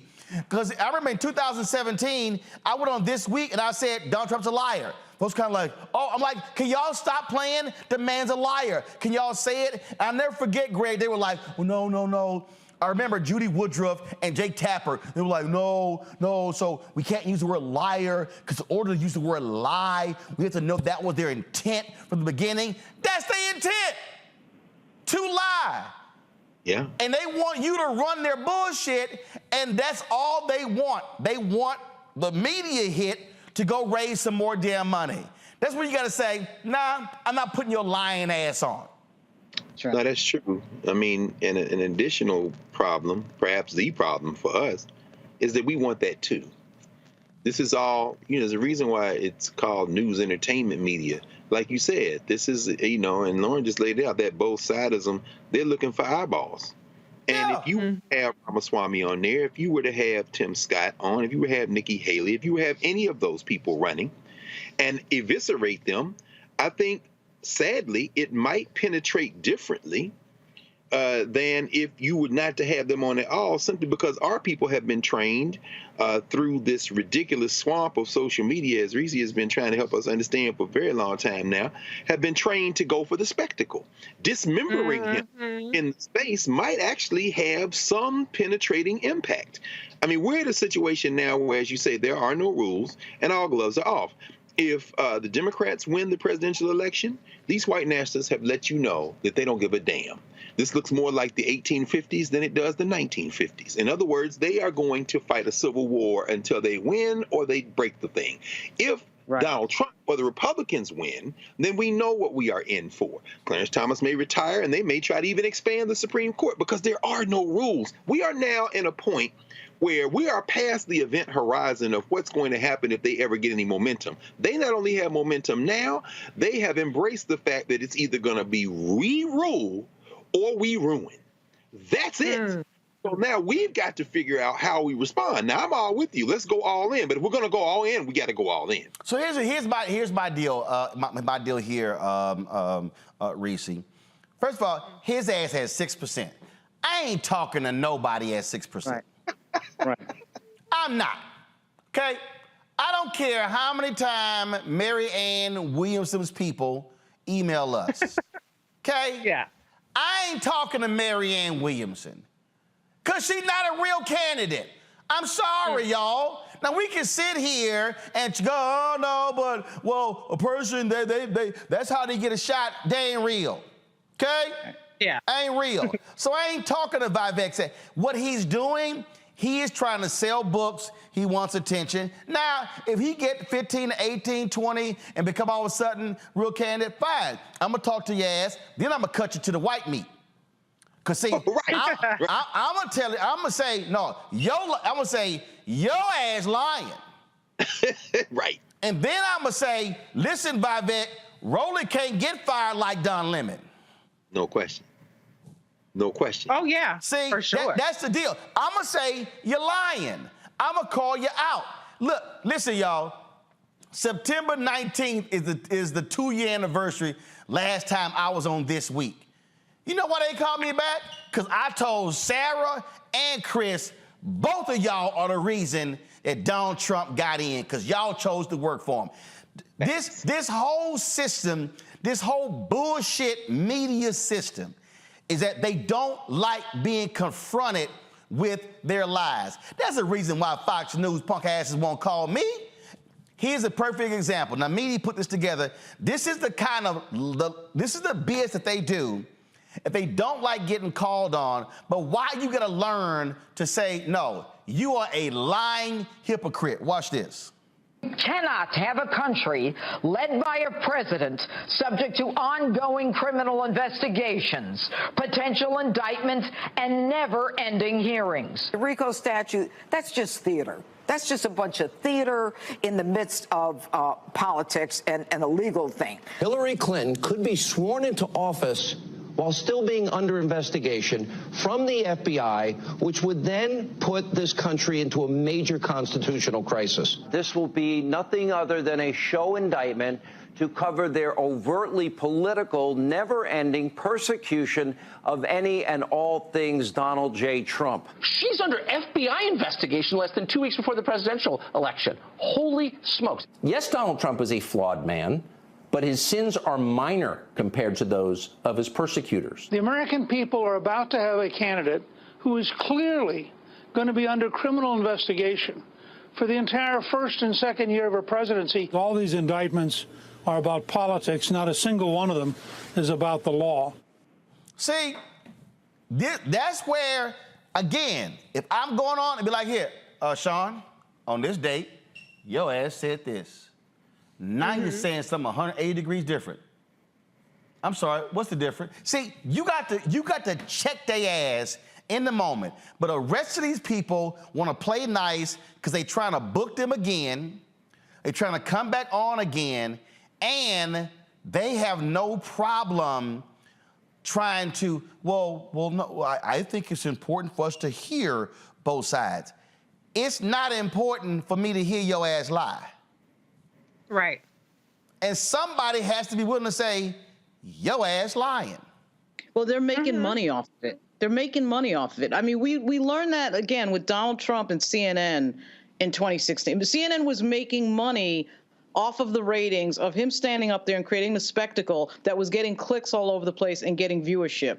And as long as you have that marriage between the clicks to the website, the clicks to the ads, and the spectacle, you will get the spectacle. On top of that, particularly for politicians, you can lie about politicians because of Tom Sullivan and the malice standard. You can lie about politicians all day and all night, create a spectacle, create clicks to the website, and get away with it. There is no legal recourse. I don't care what anybody says. There's no legal recourse for an elected official who is slandered or defamed by somebody on TV. Dominion voting machines, they're not an elected official, so they sued Fox and they won on defamation. But for elected officials, anybody can say anything. That's why these guys, Vivek, Donald Trump, they know I'm getting publicity. I'm getting my lies out. If you're going to air me and put me in front of millions of people, I'm going to do it. I'm going to get on there and I'm going to keep lying. And that's what they do. And the media is stupid for allowing that continuously to happen. And Racy, what has to happen between now and next year, every time they lie, they must meet a haymaker. Not a jab, not a little tap. They need to be punched in the face repeatedly. Yeah, but don't hold your breath. for that one. Okay, every outlet is not a Roland Martin Unfiltered, and the reality is these people feel comfortable going on these shows because they know that there's only so much pushback. They know that they can filibuster and overtalk, and still get their highlight reel. And to the extent that they are challenged, they look at it as, oh, the biased liberal media, and they use it as a fundraising call. But the reality is that this kinds of stuff from Vivek is not doing him any favors. He has been polling third, but after the debate, his unfavorable shot up.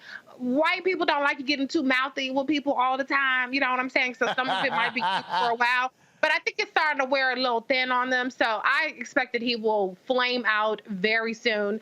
My only disappointment is that he's such a buffoon that I think that he really stains the entire party with his buffoonery, to the extent that if he does drop out, it will almost make other people seem normal, and they are just as dangerous as he is, even if they don't have the same level of spectacle. So this is the final comment on this, and go to Greg to close us out, then we'll go to a break. So here's what I mean when I say you got to punch them in the mouth. I'm not just talking about when they're on television and when they're doing interviews. What I'm talking about is everywhere. Oh, so y'all were a little upset when a couple of new Black Panthers stood outside of a polling location. Oh, so now y'all want to change the rules to where your little poll watchers can now just roll up on folks and listen in on conversations. Okay, I'm just waiting for the group to say we're going to recruit 5,000 Black folks nationally to roll up in white polling booths and white polling locations, in red polling locations, and for them to freak the hell out when they see 10, 20 Black men rolling up as poll watchers. See, every time they have one of these news conferences, it needs to be folks with their standing behind there with signs and blowing whistles and driving their ass crazy. Because see, what the Ed Blooms are doing with these lawsuits, what they are essentially doing is they're harassing Black America. That's what they're doing. And what I'm saying is, as you know, Greg, I would like to say, you got to break their backs. This is not the time for us to be nice. Listen, I agree. I am not, the reason that Montgomery brawl resonated when that brother picked the chair up and knocked the shit out of homegirl, because they said, we tired. I'm telling you, there needs to be some proverbial, folding chair pickups in everything, because I keep warning our people. All y'all watching right now, I'm trying to explain to y'all what they have in store. They are literally doing it. People need to understand something, Greg. These people right now in this city, so everybody who's watching, 2 blocks that way is the White House. Yeah. About 10 blocks that way is the Heritage Foundation. Yeah. And you know what these folks are doing? They are meeting, and they are planning, and they are looking at what Trump did those 4 years. And they have already created a massive plan to take over every facet. There will be no separation. There will be no walls. It won't be all political appointees and then folks who work for a long time. No, they literally have already said, we are going to fire people who disagree with us politically. They are they have got y'all don't understand, all you people who are watching and listening. They literally have just maps and charts and white papers saying we're going to fire tens of thousands of federal workers who do not agree with our ideology. Mm-hmm. Right. That's their plan. They want to put the control of the FCC in the White House. Donald Trump has said, I am going to use the IRS and the Department of Justice to go after my political opponents. So some of us can sit here and play around, but I'm telling you right now, if the Republicans, they already got control of the House. If they keep the House and they get the Senate and they get the White House, mark my word, on September 7th at 7:35 p.m. Eastern, what this panel said, so I don't want to hear nobody saying, Greg, I can't believe what's happened. Because we told y'all asses what they were going to do. Greg, go ahead. Yeah, no, I agree with you. I mean, I really don't care. I'm not in the kind of I told you so person. Because I am. I'm petty like that. I know, but I mean, I'm King Petty. Go ahead. No, it's not pettiness, man. I mean, part of it, I think, is just, I don't want to say frustration, but, you know, it's a situation where we've seen this before. We are in uncharted territory, but we're also not. Go back through the history of this funky place and see where there have been spikes in moments of open violence. I keep referring to the 1850s, but you can come to the 1920s and 30s and the huge anti-Catholic movement when they were still forming whiteness. You can see the attack on the Japanese and others. These moments come just before inflection points, and they've been building this inflection point since the 1960s. They finally have their numbers straight. It really doesn't matter in some ways whether the Democrats win or lose the White House with regard to these white nationalists. All the pretenses have been dropped. And when we start talking about taking a folding chair to people, I'm all for it. But my thing is, that means we're going to have to do it. Brian Kemp, the governor of Georgia, for example, gets no credit for saying anything about Fani Willis. Why? You, sir, are white nationalists. You purged hundreds of thousands of black people off, and you stole an election from Stacey Abrams. You, sir, get no credit. See, our problem is when somebody white acts like they got a little bit of sense relative to a nut, the way Reese just said, we say, well, they sound a little bit. Nikki Haley is insane. Understand that she is polling neck and neck or a little bit above Joe Biden if you put her in a matchup, because people might say, well, Vivek is crazy and we don't want Donald Trump. So Nikki Haley seems like, no. You got to take the proverbial, the metaphorical white chair to all of these white nationalists. And there can't be any moment by moment peace. Yep. When you see somebody like Joe and Mika on Morning Joe, you know what you're looking at? You're looking at their friends. So this oh, what's going on now? No, hell no. Y'all guilty too. You platform these people. Yep. These boys gonna run it till the wheels fall off. And my question to everybody now watching this and the people who need to spread this is this: will you support a place that is going to speak truth to power, or you just gonna be along for the ride? Because understand, if they get back in power, you better get the strap. And if they don't get back in power, you better get the strap, because in America, you can kill a black woman or black man in the street and have nothing to do with it. You can kill them in jail. You can kill them in the dollar store. You can ride up in their colleges. You can slap them around in the park. Nobody get in trouble. So it's already happened. The only question is, when are we going to get off the mat? And just in case y'all thought what Greg said, well, y'all must have maybe went too far.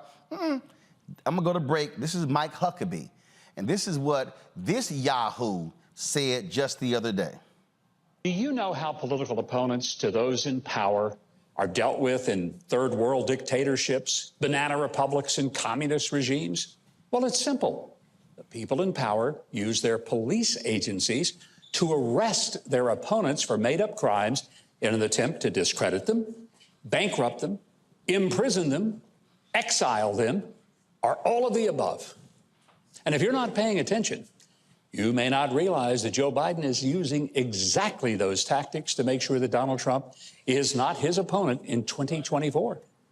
Here's the problem. If these tactics end up working to keep Trump from winning or even running in 2024, it is going to be the last American election that will be decided by ballots rather than bullets. Do you know how political opponents to those in power are dealt with in third? Now, go back full screen. I want y'all to show y'all where this aired.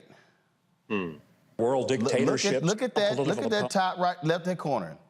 That was on TBN. The Trinity Broadcasting Network. Mike Huckabee was talking to those white evangelicals, and it's a whole bunch of black people who also watch and support TBN.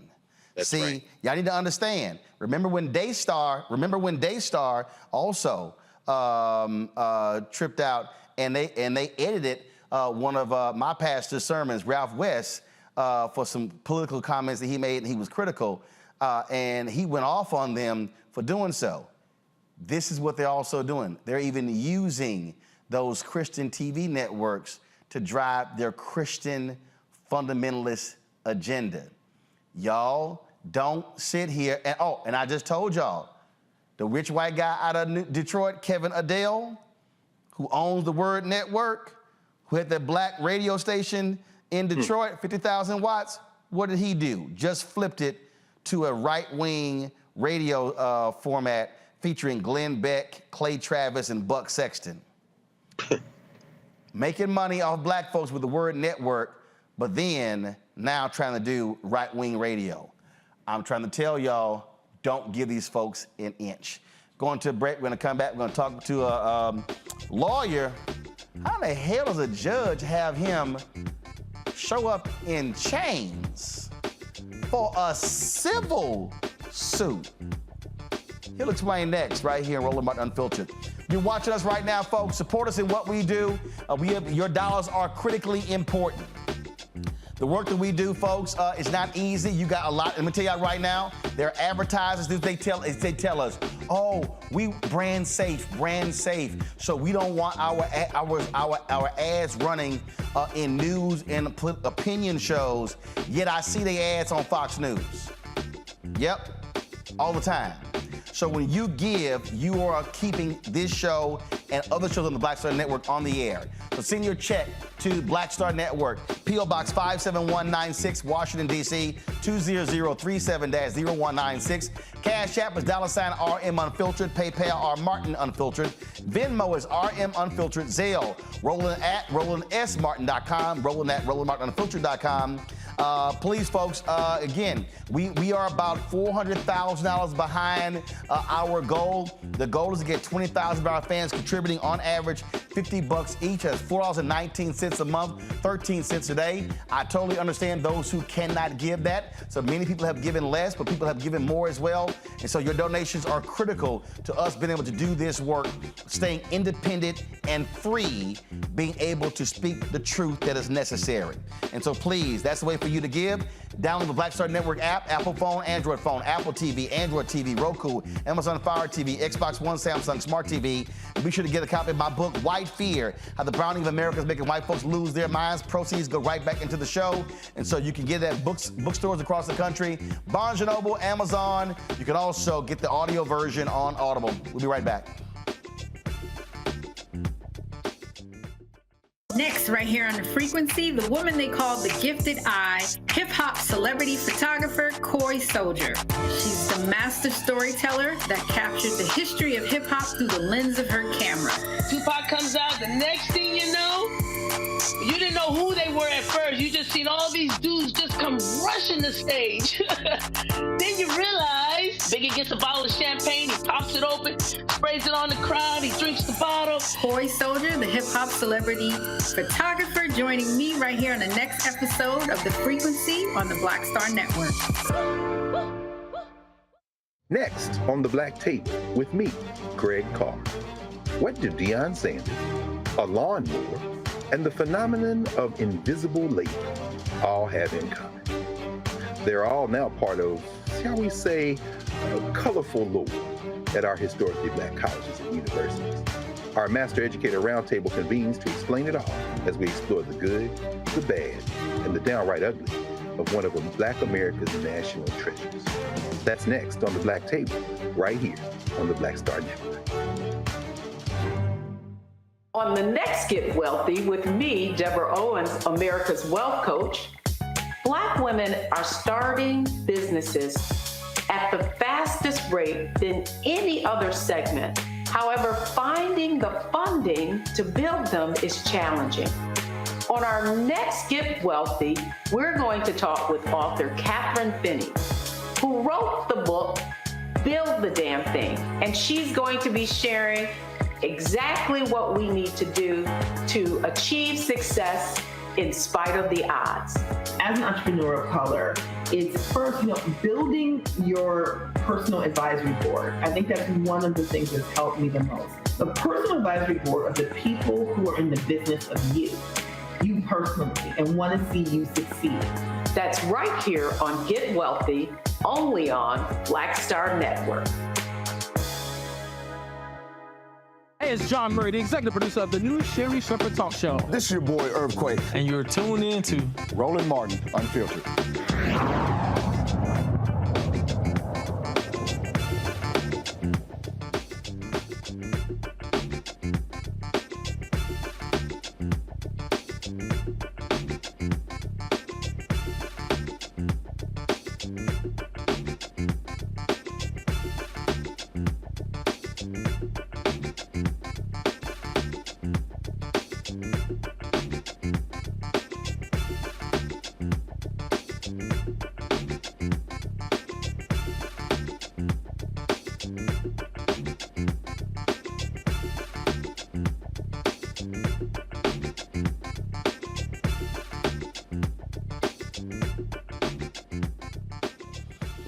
Folks, on May 3rd, a Black Pittsburgh lawyer and former NFL player says he was arrested, dragged into an Allegheny County courtroom in shackles, given 15 minutes to negotiate a civil lawsuit to regain his freedom. When Walter Bernard did not comply with the judge's wishes, he was arrested again and forced to appear in court to argue the same civil case on August 9th, and this time stayed in jail for nearly 3 weeks. Bernard has filed a federal lawsuit against Allegheny County Common Pleas Court Judge Philip Ignelzi for multiple civil rights violations. Walter Bernard joins us right now from Pittsburgh. Glad to have you here. So, what the hell? Well, first of all, what was the civil case? Yeah, so just to give you a little bit of background, the case was about my brother, who's also my business partner. We had opened an escape room, and escape room was like a place where families could come enjoy different activities for the weekend. We did corporate events. We were very active in the community. The way that our business ran, it was designed where it required certain automation. So we needed a minimum of 4 people to operate the different activities. COVID happened, and when COVID happened, we were shut down. The governor governor of Pennsylvania put in a mandate that required businesses to not operate. If we were to operate, we would be fined $10,000, I believe. And there was a clause in our lease agreement. A lot of attorneys refer to it as a force majeure clause. The clause allowed us to abate the rent. Abate the rent just means we weren't required to pay the rent as long as we were shut down. So we desired to exercise that clause. The landlord said he wasn't going to recognize that clause, and he threatened that he was going to sue us, which he ultimately did. He said, you have 2 options. You can either continue paying the rent, even though you're shut down, or you're going to terminate the lease. At that point, we went and we sought a commercial real estate attorney, and he argued that the ability to operate our business, it was impossible because we were shut down. So landlord goes and he says, all right, well, does that mean you're going to terminate the lease? Our landlord sent, our attorney at the time sent the landlord a notice and said, because you're not going to basically exercise or follow and adhere to the terms of the lease, we're just going to, we want to terminate it. We never heard back from the landlord. Next thing we know, we get filed a lawsuit for possession of the premises and for money damages. The lease how much were they trying to recoup? They were trying to recoup $100,000 because the lease contained an acceleration clause. Okay, but what I'm confused by is, how does a judge order you to settle a suit and then have you arrested in shackles in a civil case? I've never heard of a judge doing this in a civil case. Yeah, so that's puzzling a lot of experts. What ultimately happened is they sued us for an acceleration. The lease also contained an acceleration clause. So the original judge of the case says $100,000 for the plaintiff landlord. And with that being said, he also stated that we were to be credited because the reason why we vacated the premises was because while we were shut down, the landlord came and stole thousands of dollars of our items. He came in and stole from us I understand in terms of, you know, the ups and downs of it, but here's what I'm trying to understand. First of all, was there an ongoing trial? There was not an ongoing trial. It was just a lawsuit. Yes, it was a lawsuit. What happened was the judge Ignazzi, he was not the original judge of the case. The original judge of the case said, "I retain exclusive jurisdiction of the case," meaning he oversees all matters of the case. Right. There were still underlying issues that need to be settled, and Ignazzi jumps in as another judge, and he listens to the. Wait. So one judge is assigned this case. Correct. And y'all were dealing with that judge. Correct. Then all of a sudden, this dude jumps in and then orders you, like literally, did he send sheriff's deputies to come get you? Where were you? Were you arrested? What happened? Yes. So he jumps in the case. He says that he jumps in the case when this matter was actually before the appellate court, and he did not have jurisdiction. It was appealed, this matter. And so what happens when a case is appealed, it takes away jurisdiction from the trial court. Yeah, I mean, when the case is appealed, it's down at the appellate court. Right. So this dude jumps in. And I'm trying to understand. Where were you? Did they come and arrest you somewhere? Where were you? Right. So I was in my home, and was this weekday weekend? This was May 3rd, I believe I believe it was a Wednesday. Okay, so you at the house, all of a sudden, what? Sheriff's deputies show up saying, "We got an arrest warrant for you"? No. They knocked on my door, would continue to knock. I have dogs. The dogs started going crazy, and they were relentless. They were talking to neighbors. It wasn't until they called me on the phone. A detective leaves a message on my voicemail, which I still have, and he says, "You need to come to the door. You're not in trouble. The sheriff just wants to see you, but if you don't come to the door," he said, "that the situation is going to get worse." Okay, so wait a minute, hold up. So do they eventually arrest you? Yes, they arrest me under the legal definition of arrest. I was not free to go anywhere. Right. But what I'm saying is, but what happened? How did you get into shackles and then go into the courtroom? How did that happen? I was required to get into the sheriff's vehicle. Got it. They drive me down to the courthouse. Got it. And they throw me in a holding cell, and I was required to. I couldn't get out of the holding cell. Right. And then when I was summoned by the judge, that's when they shackled me and brought me before the judge while wearing shackles. So, and you go before the judge, and the judge tells you you got 15 minutes to settle this lawsuit, or I'm going to keep you in jail. Yeah. So what he said was he had previously put in an order, and the order, if you look at the plain language of the order, it actually did not require us to do anything.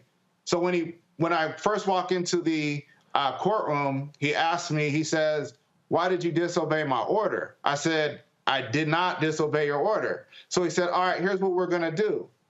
He says, "You have 15 minutes or less." He says, "You're either going to settle this case." That's option one. He said, option two is the financial documents, your personal brokerage accounts, federal tax returns. You're going to turn those over, and you have to make the decision in 15 minutes. And if you don't, I'm going to finish processing you in jail. You're going to get fingerprinted, and you're not going to get out until you comply. And what then happens, and that then happens, and you spend 3 weeks in jail. No. So this was the first time. So what ends up happening is he goes back to his chambers. I call him back and I say, my client is not here, so I can't do option one because there's a dispute currently as to the numbers. And I said, under the professional ethic rules, I cannot accept a settlement without even speaking to my client. We had no idea that this hearing was going on. You gave me no notice, no opportunity. You pulled me out of the house, so I can't choose option one. Then he says, go ahead. Here's what I'm trying to understand. What I'm trying to understand is, one, have you filed a complaint, a judicial complaint against this judge for overstepping his bounds? Two, did the judge who was overseeing the case, has he said anything about this guy stepping in and just assuming control of this? So that's your question. Yes, there was a grievance filed by myself against the judge. Got it. He also filed one against me, and the original judge did not step in. What ended up happening the rest of the day is I said I have to pick option two, and he gave me interrogatories, which are formal legal questions provided by opposing counsel. Opposing counsel starts asking me questions. When I try to object, the judge threatens me. You're not allowed to object. If you continue to object, I'm going to put you in jail. So I'm answering these questions under duress. I don't have documents. He's asking me about stuff that I felt. And questions persist, and you eventually get put in jail. So no. So he lets me go, but he tells me that I have 10 days to produce the documents. Okay, so this happened in May. This happened in May. Yes. Okay, this happened in May. All right, so you file a lawsuit. Okay, where does the case stand? First of all, has the appellate court ruled on this case? So what ended up happening is the appellate court ended up quashing the appeal. They never end up ruling on the matter that was on appeal. However, while it was on appeal, he issues a contempt order against me. Wow. When he didn't have. Go ahead. No, I'm saying, wow. I mean, I'm just trying to understand. I've never heard of, a case waiting an appellate decision and the judge stepping in here. I got about 60 seconds left. I got to ask you this question here. All right, so you filed a lawsuit. You filed it against this judge? Yes, I filed it against this judge. But while the lawsuit was pending, he comes back when I'm at a hearing in August the 9th. I'm at a hearing and he causes me to be arrested. And then he leaves me in jail for 21 days. And I had no ability to get out. In Pennsylvania, when you're picked up on a warrant, such as I was picked up on, you have 72 hours to get released. He refused to hear my case within 72 hours and left me incarcerated. We tried to file an emergency motion to get me out based on my civil rights being violated under the 72-hour rule. And he refused. I wrote a check while being shackled in court on August the 21st.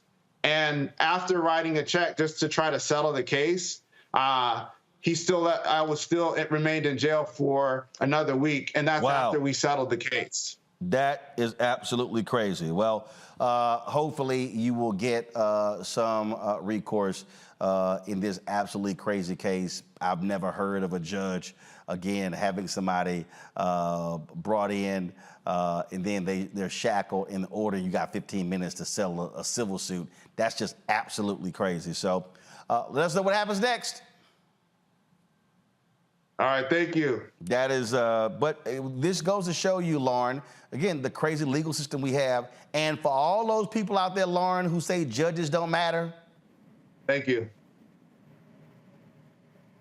Well, there we are. Obviously, judges do matter. There's some antebellum South stuff, but it's not in the South. It's in Allegheny County in Pennsylvania. I don't understand how this hasn't been dealt with already. Obviously, it's almost like it was kidnapping or something. It's sort of a strange situation. Anytime you talk about shackles as somebody with a nonviolent offense, and in this case, a civil litigation moment, it makes no sense. It sounds like the judge has some sort of had some sort of attitude of, I'm going to show this guy, I'm going to show you, who's in charge here, and obviously overstepped his authority. The thing I tell people all the time, Reese, is understand judges have significant power. I mean, look at the judge. Remember the woman in Philadelphia in the Meek Mill case, the decision that she made? And so again, it trips me out when I hear these people who say, oh man, these judges that abide that point, that shit don't mean nothing. I'm like, you out your damn mind. Right. And this judge. And this is not a federal judge, but whether you're a federal judge, a state judge, or a local judge, judges have power, and they can abuse that power. Well, that's the key point, is the abuse of power. I mean, he wasn't vested this power, but he was able to weaponize the appearance of having power to get the police to do what he wants to do, to get the prisons and the jails to go along with what seems to me to be false imprisonment and, like Lauren said, kidnapping. And I would add extortion, okay? When you are basically doing the bidding of a business owner to extort money, tens of thousands of dollars, out of a person under duress. This is absolutely an outrage and disgusting. And unfortunately, this person, without any other recourse, is on the bench until 2030. And so it absolutely does matter who you put on the bench. It matters who you elect, who will appoint judges in cases where judges are appointed.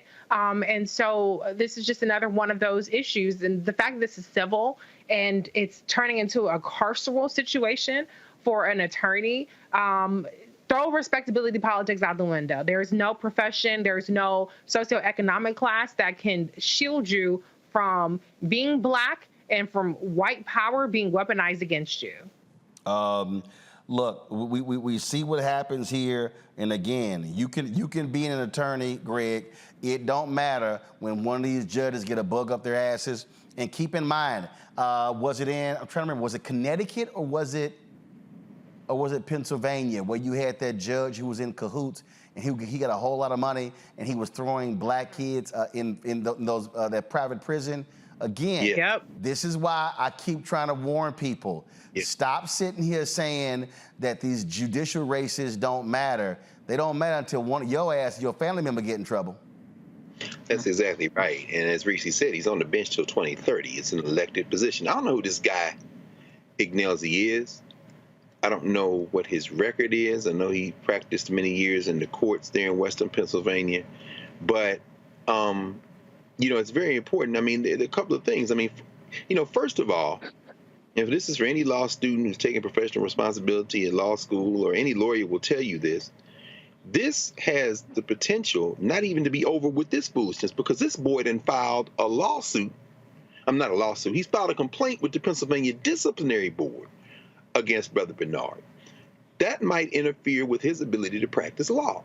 Now, Bernard, of course, has filed a complaint with the Pennsylvania Judicial Conduct Board against Ignelzi. But as you asked him, Roland, this becomes very curious because, Judge Hertzberg, the original judge, the judge who was on the case who said he exercised exclusive jurisdiction, ain't opened his mouth yet. Now, both those investigations are ongoing, but it reinforces another point that needs to be made. Just like there's a blue wall among the bounty hunters that we call the police, there's a black road wall among judges. Yep. So you have to be real careful. I mean, y'all gonna back this boy on this? But I tell you what, if he prevails on it, watch how it flips very quickly. And finally, this man wrote an $80,000 check and still went to jail. I ain't got $80,000 to write a check for. Now, I can't even imagine what that felt like. Because at the end of the day, if you get in the grips of one of these people like this and the system is not going to back you, this guy clearly thinks he can get away wherever the hell he wants to get away with. And that becomes a system that when we turn on it and people want to know why, you can pull this case up and add it to the litany of abuses. And there you go. All right, folks, that is it for us. Lauren, Reese, Greg, I appreciate y'all being on today's panel. Thank you so very much. All of y'all who are on YouTube, if y'all had not hit the like button, hit the like button, y'all. It ain't that hard. Hit the like button. It impacts the algorithm. Trust me, that impacts the revenue we generate. Speaking of revenue, support us in what we do. Join our Bring the Fuck fan club. Send your check and money order to P.O. Box 57196, Washington, D.C. 20037-0196. Cash App, $RM Unfiltered. PayPal, R Martin Unfiltered. Venmo is RM Unfiltered. Zelle, Roland at RolandSMartin.com. Roland at RolandMartinUnfiltered.com. And of course, support us in what we do. Download the Black Star Network app, Apple phone, Android phone, Apple TV, Android TV, Roku, Amazon Fire TV, Xbox One, Samsung Smart TV. And be sure to get a copy of my book, White Fear, How the Browning of America is Making White Folks Lose Their Minds. Available at bookstores nationwide. Of course, Target, Books A Million. Get it from Barnes & Noble, Amazon. Order the audio version on Audible. Folks, that's it. I'll see y'all tomorrow. Shout out to my Houston Astros. They beat the hell out of the Texas Rangers. 16 home runs in that series. We coming for y'all asses. And the rest of y'all people who the Yankees fans, yeah, I'm sorry. Y'all in last place. Deal with it. All right, I'll see y'all tomorrow. Holla! Folks, Black Star Network is here. Oh, no punches! I'm real revolutionary right now. Support this man, Black Media. He makes sure that our stories are told. Thank you for being the voice of Black America, Roland. Stay black. I love y'all. All momentum we have now, we have to keep this going. The video looks phenomenal. See, this difference between Black Star Network and Black-owned media and something like CNN. You can't be Black-owned media and be scared. It's time to be smart. Bring your eyeballs home. You dig?